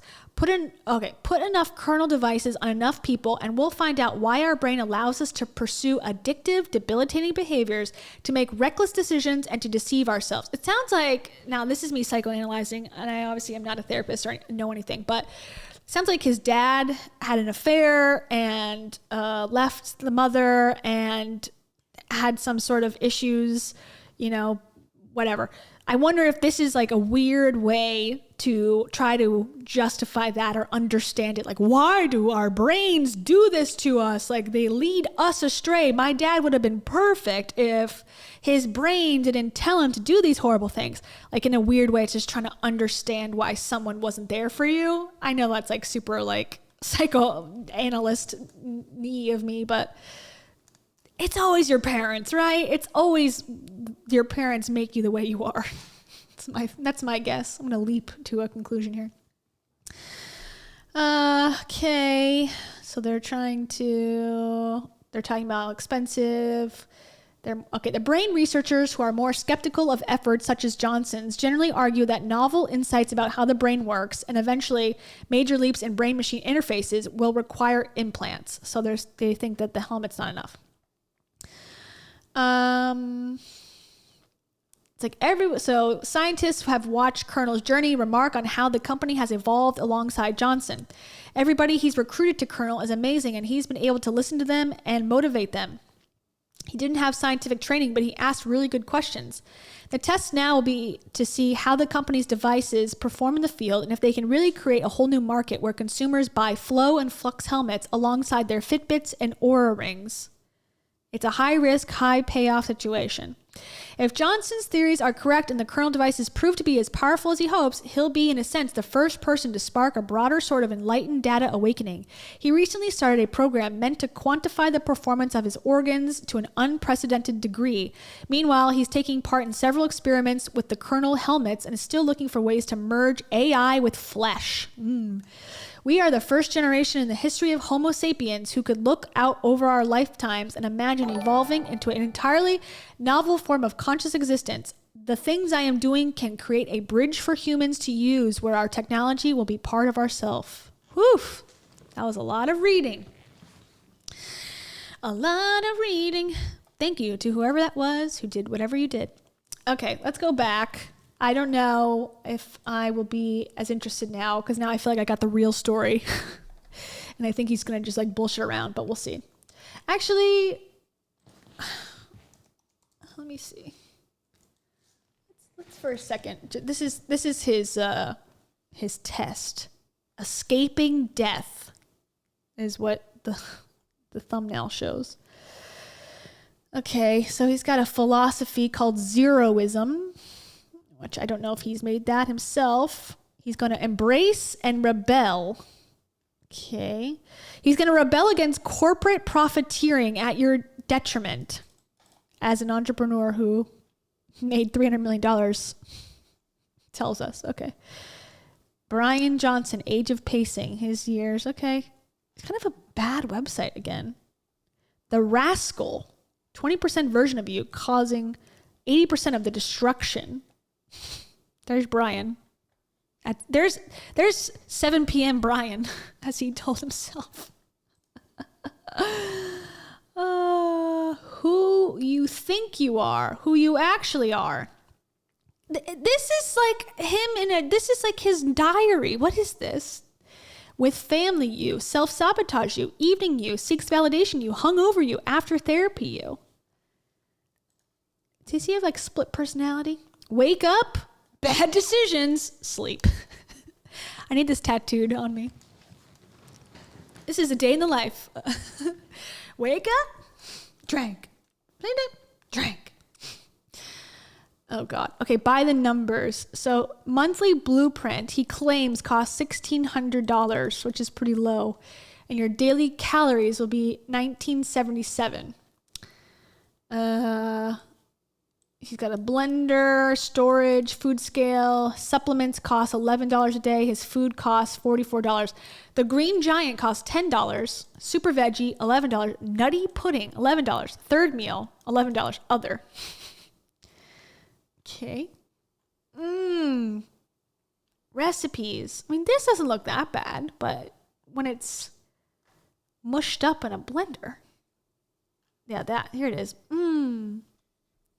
Can't wait to eat that at 5 in the morning. Yum. I can't open it. Dang it. This is like a meme. It says, IDK, what the F he's eating, but he's had this every day for a month. I hope everything's all right at home. Wait, hold on. Wait, where did it go? Wait, there it is. Can you see that? You see the meme? It won't let me zoom in on it. There's the nutty pudding. Then third meal is like a little salad. Oh, here's his supplements. Okay, just a couple supplements. That's his list. He's on the leaderboard. Here's his pictures. Definitely, this is so normal. Don't be alarmed at anything that you see on this creepy slideshow montage. Oh yeah, what is healthy chocolate? He's very obsessed with what healthy chocolate is. Okay, this is just all of his like weird stuff. Here's his fat and his muscles. His liver looks good. There's his kids, I guess, his 2 sons. At least he blurred their faces. That's good. Thank you for doing that, sir. His brain health. This is the man. This is someone who looks relaxed. Calm. Here's him breathing. Doing a breath test. Very cool. Oh, yum. We can see his intestines. In case you wanted to know. Here he is. Hair health. Okay. Oh, what is this? What is this, Brian? Are they injecting dye into your head? What is going on? This is creepy. I'm scared. What is this? What is he doing? His protocol, custom hair formulation, minoxidil, 5%, and some other goodies we're trying out. PRP, don't know what that is. Laser cap, dutasteride injections, microneedling. Huh? Markers, gray and white, measuring age 70. Quant, Hamilton, Norwood, measuring 26. I have no idea what that means. Skincare. Oh, that looks good, yeah. That's good skin. That's healthy. I gave myself a black eye. Okay. What is going on?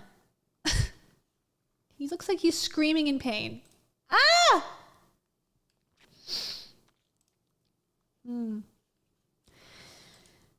Beauty hurts, eh? Am I right? Him getting a tan. Okay, that didn't take. Ooh, what is this? That's not good. That's not good at all. Oh. Putting some jelly on your neck? Okay. I see you. This is like spa stuff. I don't know how this is supposed to make you young. I guess look younger. Markers, forehead wrinkles, 70 plus. Okay.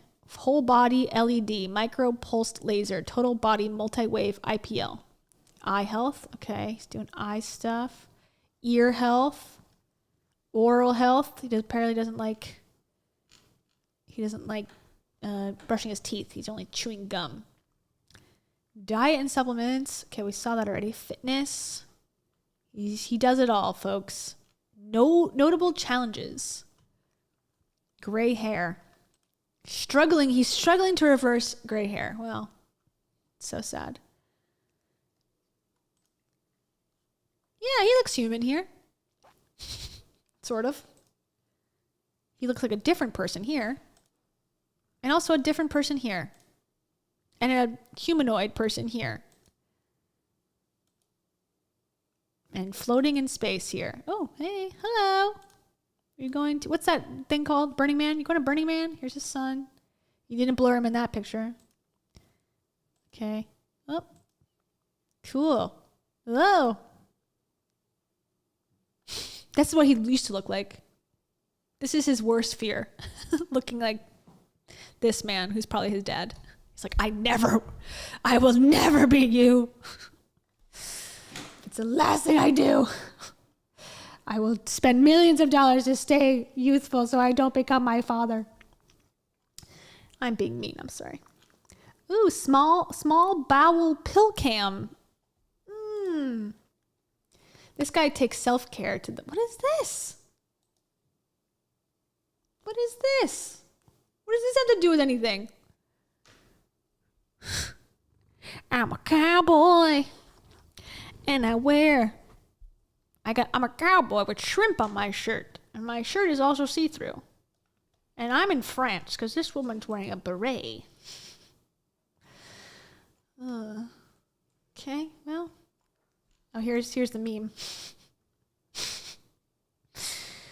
I hope everything's all right at home. I guess this is his son, maybe.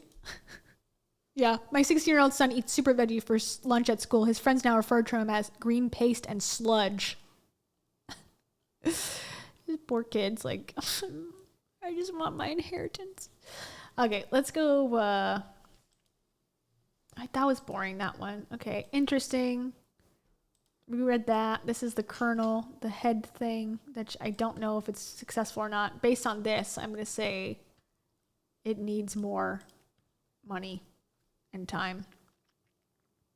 God, he looks different there too. How do his eyeballs change colors? He's got like blue eyes and he's got like a different eye color. Freaky. Okay. What was the one? It was like Brian Johnson, 2020 maybe? This one.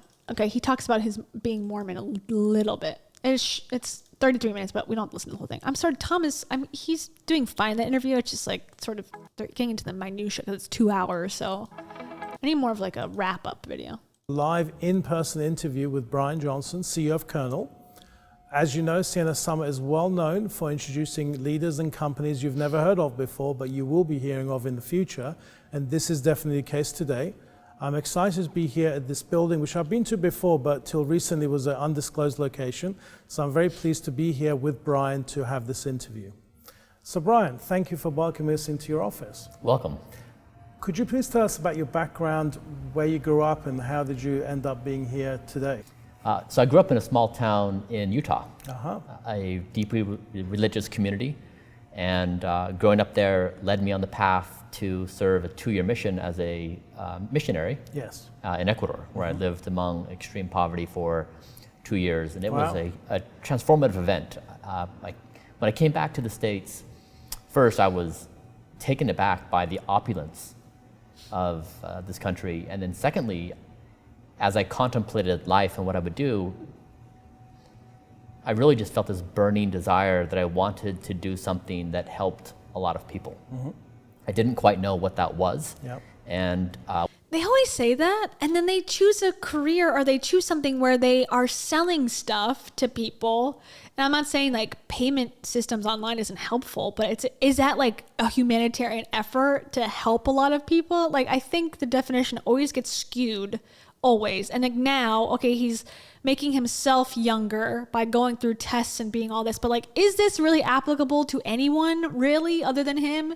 No. So it's like, okay, so did you help a lot of people? And even a brain helmet, like, I mean, yes, it could be helpful if they're sort of lucky, but $50,000, I mean, that's a lot of money. And they're trying to make it so consumers buy it. It's not just like, oh, this is medical research that we're doing exclusively with Harvard or whatever, you know, like it's weird. Capitalism's weird. Like, I'm helping people by making them buy stuff. Like, oh, okay, I guess that's one way to think of it. I wasn't necessarily good at anything. And so I concluded that I would become an entrepreneur and make a whole bunch of money.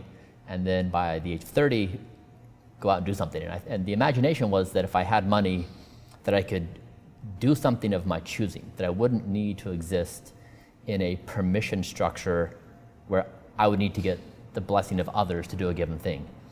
That seems, I mean, when you were thinking about that, being an entrepreneur wasn't as trendy on every website. I'm just curious how, as someone growing up in Utah and going to Ecuador, how you even knew that that was possible. That's fascinating. I just did the math. I mean, I looked at the possible career trajectories and saw that most of them were based on a trading time for money. kind of scenario. And I knew that I needed to basically figure out how to. It's a very MLM thing to say nowadays. Trading time for, don't trade time for money. Build a business. It's like you're trading time for money. You're just not getting any money back running your Avon company from your house. Trading time for money is necessary. We would not have a functioning society if people stopped trading time for money. This is how everything operates. People, this is a stupid talking point. Now I understand what he's saying, but it's been co-opted and used in so many ways that it does not make sense. Not sit in that system, but create a different system where I could create value of some unknown variety, and which pointed me towards entrepreneurship. And so really it was trying to maximize this objective of sufficient resources to then do something meaningful. But no one told you they had no mentor. He wanted to be rich and he didn't want a boss. Okay, that's why he became an entrepreneur. That's what I heard. Mentor telling you this, you just worked it out for yourself. That's right. Okay. So what did you do to get there? I started several companies. Some worked, some didn't. The recent company I built, Braintree Venmo, which was acquired, did seed the ability to do kernel. But it was a long road. I think if I really would have known at 21 when I made that goal what was going to be required, I may have thought twice. It was excruciatingly painful and on a scale that I really could not have imagined. So you're saying success takes hard work? Is this what you're trying to tell me? I mean, certainly. I love how when people who interview, they say something completely off the wall, like, working for me is completely excruciating. And then they go, so you're telling me being an entrepreneur is hard work? It's like, you just said something very disturbing. Can we circle back on that? No. Okay, cool. Thank you to Bridget Treco. Bridget Treco, thank you so much. Bridget asks, is he bleeding from his dimple or hair dye?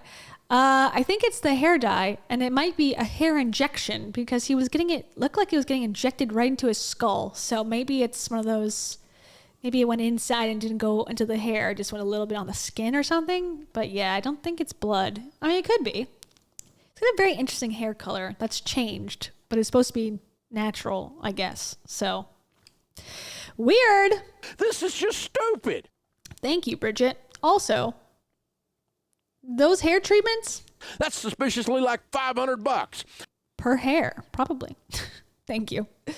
Certainly, I stuck at it. But also I was lucky. But also, and once you throw your hat in the ring, some things, of course, are in your control. But most of life is being in the right place at the right time with the right thing. And true. There's more to one's path than what we can design ourselves. I mean, I like the statement that Mike Tyson says that everyone has a plan until you get punched in the mouth. Yeah. And that's certainly true. Out of the gate, I was punched and had to just figure things out moment by moment. What did you learn from the failures that helped you ultimately, do Venmo and Braintree? It's really about finding the right entry point. Okay. And when contemplating what to do, you can analyze several things and chart out those paths, but really, I guess it maps to kernel, the skill sets that I learned. When I started kernel, one, I had no expertise in the field, and that probably was my best attribute, in that I was naive. And so I was willing to go after something that most everyone told me was impossible. Yes. And there was nothing here to do. But in doing that, the process we went about doing is we spent the first 2 years of the company evaluating pretty much everything that we could find in the industry. We read all the scientific papers, we acquired hardware ourselves, did data acquisition, and we analyzed the various paths. And the question we were trying to answer was, is there anything here? And if so, does it have the characteristics to become a breakout industry? If you look at the technology of neuroimaging, there's several different varieties, including EEG on the non-invasive and fMRI and squid-based MEG is invasive, DBS. But each one of those technologies sits in its own niche. Mm-hmm. It doesn't have a broader. I'm bored. Okay, I'm just gonna jump around and we'll just see if there's anything exciting. We'll just leave it up to manifestation. Scenario where the follow-on platform that the world builds on primarily is our brain and our minds. It's not from the smartphone. There's an app for that in what we're doing. And so our mind, our brains become the central focus of the things we scaffold on top of, enabled by this device. So really, I mean, our summit's called Collaborating for Novel Solutions. So you're really pushing for a gigantic sort of network of collaboration around really a whole new way of being able to access the centrality of the brain. That's right. And I think a lot of people who've been at this for quite some time have legitimate skepticism. These neuroimaging technologies have been around for some time. Yeah. People have made a concerted effort to try to marry up that value creation, what they're trying to do, and it hasn't worked out all that well. And what we think is needed to run it. Experts say it's not going to work, but he says it might. Okay, good. Rach, but not Rach. Thank you. Rach says, hello, brother. Can I get by? But also, here's something for Taro's Treat Fund. Taro's Treat Fund. Did you hear that, Taro? I don't think you can see her. Hold on. Let's see. Taro. Oh, no. Come say hi. She's right here, I swear. She's on the table. Kick your little leg. She's so cute right now. She's on her belly. She's been so needy this week, huh? She's just been meowing, meowing, meowing. I don't know why. Some weeks she doesn't care that I exist, and some weeks she wants to be like right near me or near Steven. Isn't that right? Yeah. Say thank you to Rach, but not Rach, okay? Here, you want to say something? No, she said, I don't want to move. I don't want to move. Am I the only hippie? Am I the only cat? Shout out to Helen. Shout out to Helen and Rach, but not Rach. Where is that? Rach. But not Rach. I love it. Well, that's a good note to end on. I feel like I would need to go watch that and pull out good stuff and not force everyone to listen to like the man fall asleep while he talks about neuro programming and the limitations that the industry provides. Like, but I got it figured out. He's got a thing with his dad. He's trying to figure it out through a multi-million-dollar supplement routine. That's my guess. It always comes back to the parents.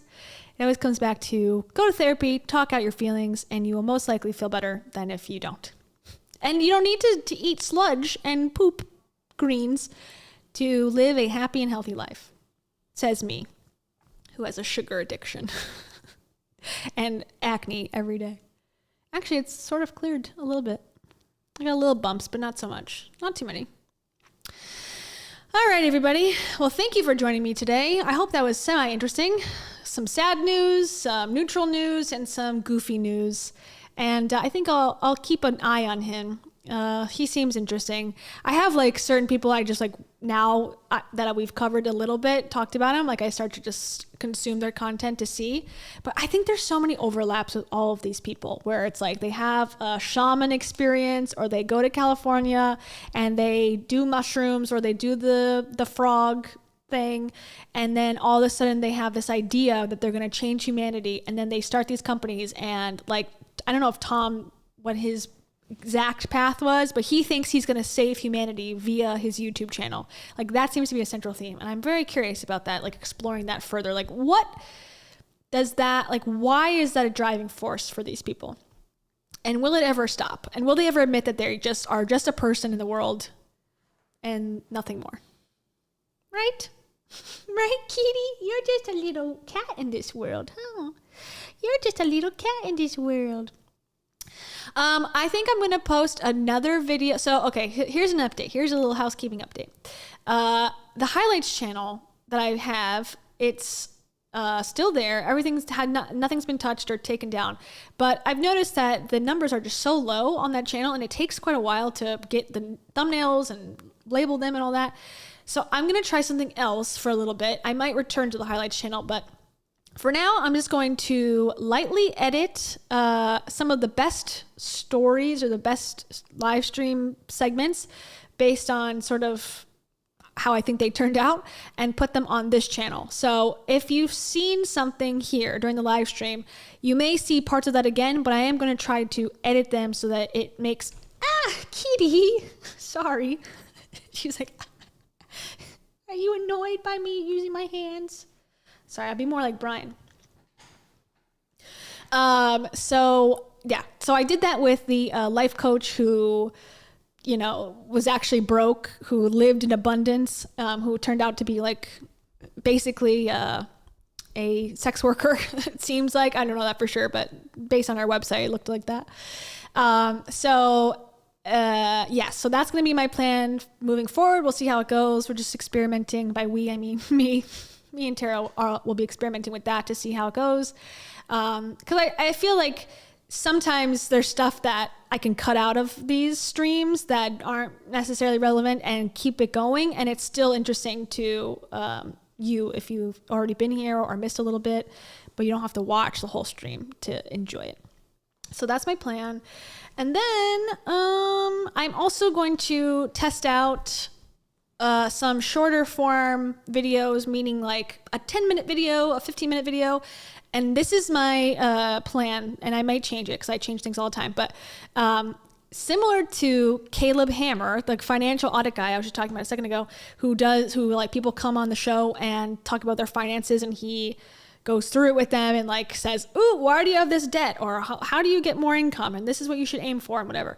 I'm going to do something similar to that, but instead of finance stuff, it's going to be coaching and self-help offers.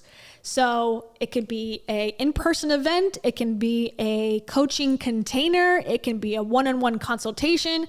I'm going to audit them, go through like what their qualifications are, what the price is, what you get, and my score out of whatever.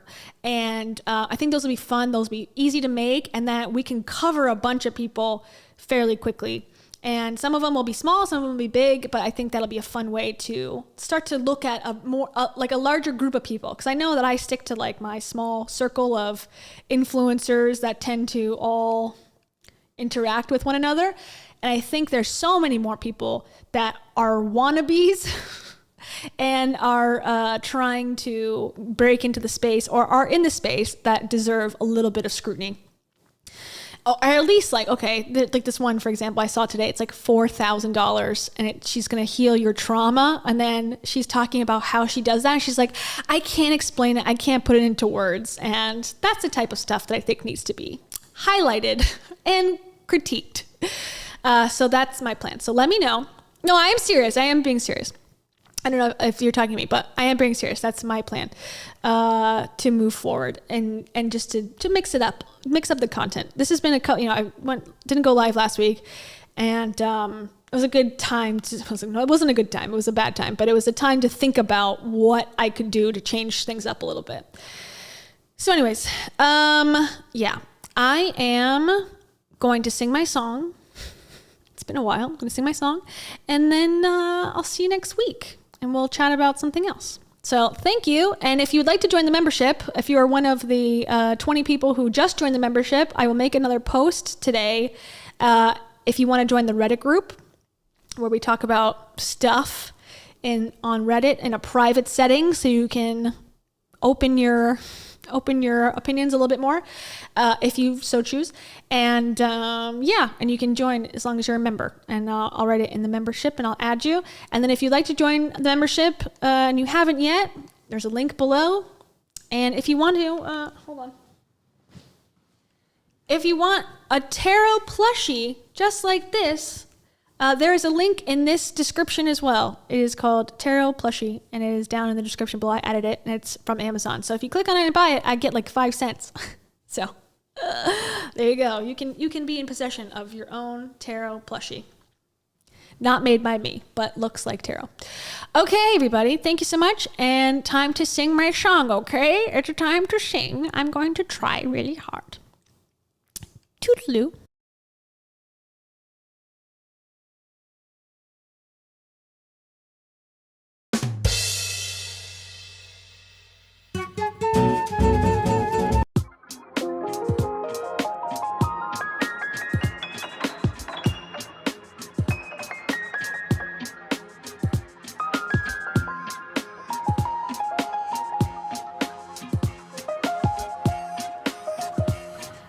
I don't want to coach people. Hell no.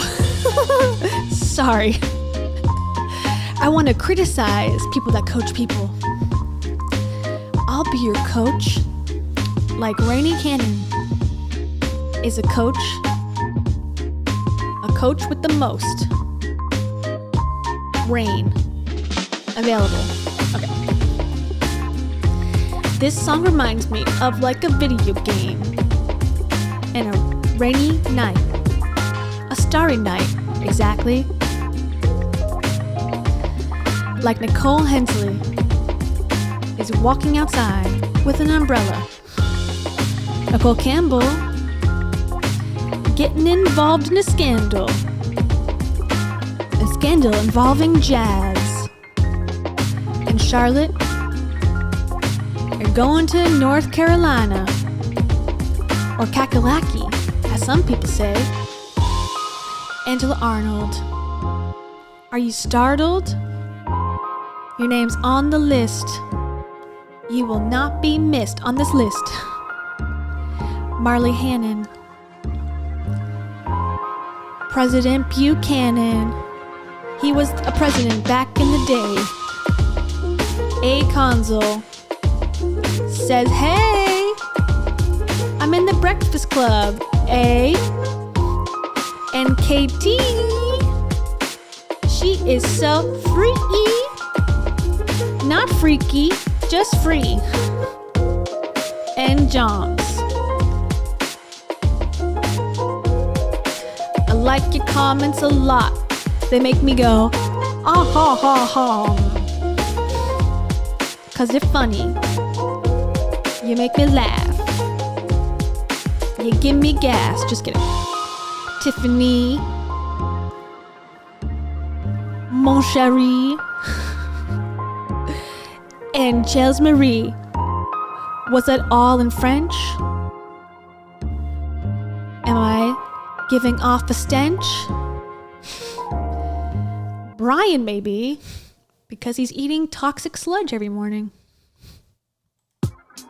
Uh-huh.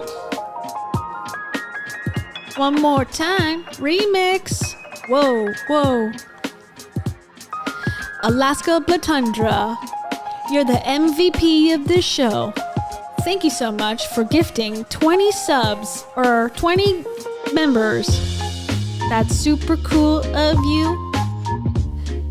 Thank you for doing what you do. We got 20 more people to join the crew. Hey! But seriously, thank you. That's awesome. We all appreciate it. And Crystal G says, me 3. And Kimberly Casse, she's giving her morning coffee. By giving, I mean drinking. That's what I meant to say. Alice in Wonderland 66, she knows my language tricks. I like to mix it up and rhyme, 'cause things are not right all the time. Oh! Kimberly Hare smiles. Are you running for miles and miles? I gotta run today. Well, not today, but tomorrow. I'm gonna run about 4. I'll let you know how it goes on Instagram. Carasoto. Let's take a photo of this moment in time. Louise V. How young do you wanna be? If it's 18, it'll cost $2 million. Darby DeFord. Are you bored?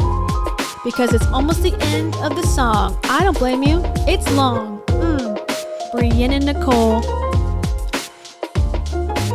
You have a really good soul. I can tell based on the vibes. The vibes of this tribe.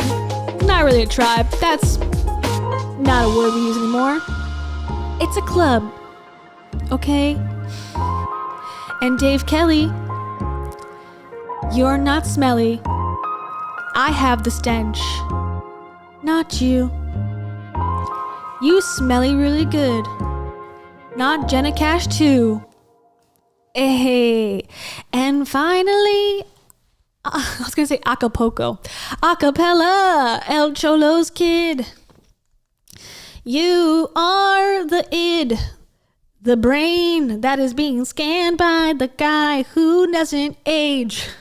Changing the tone of the song. Just say goodbye and I'll see you not today. Goodbye, everybody. Thank you for listening. Sorry about the singing, but also you're welcome. Okay, bye.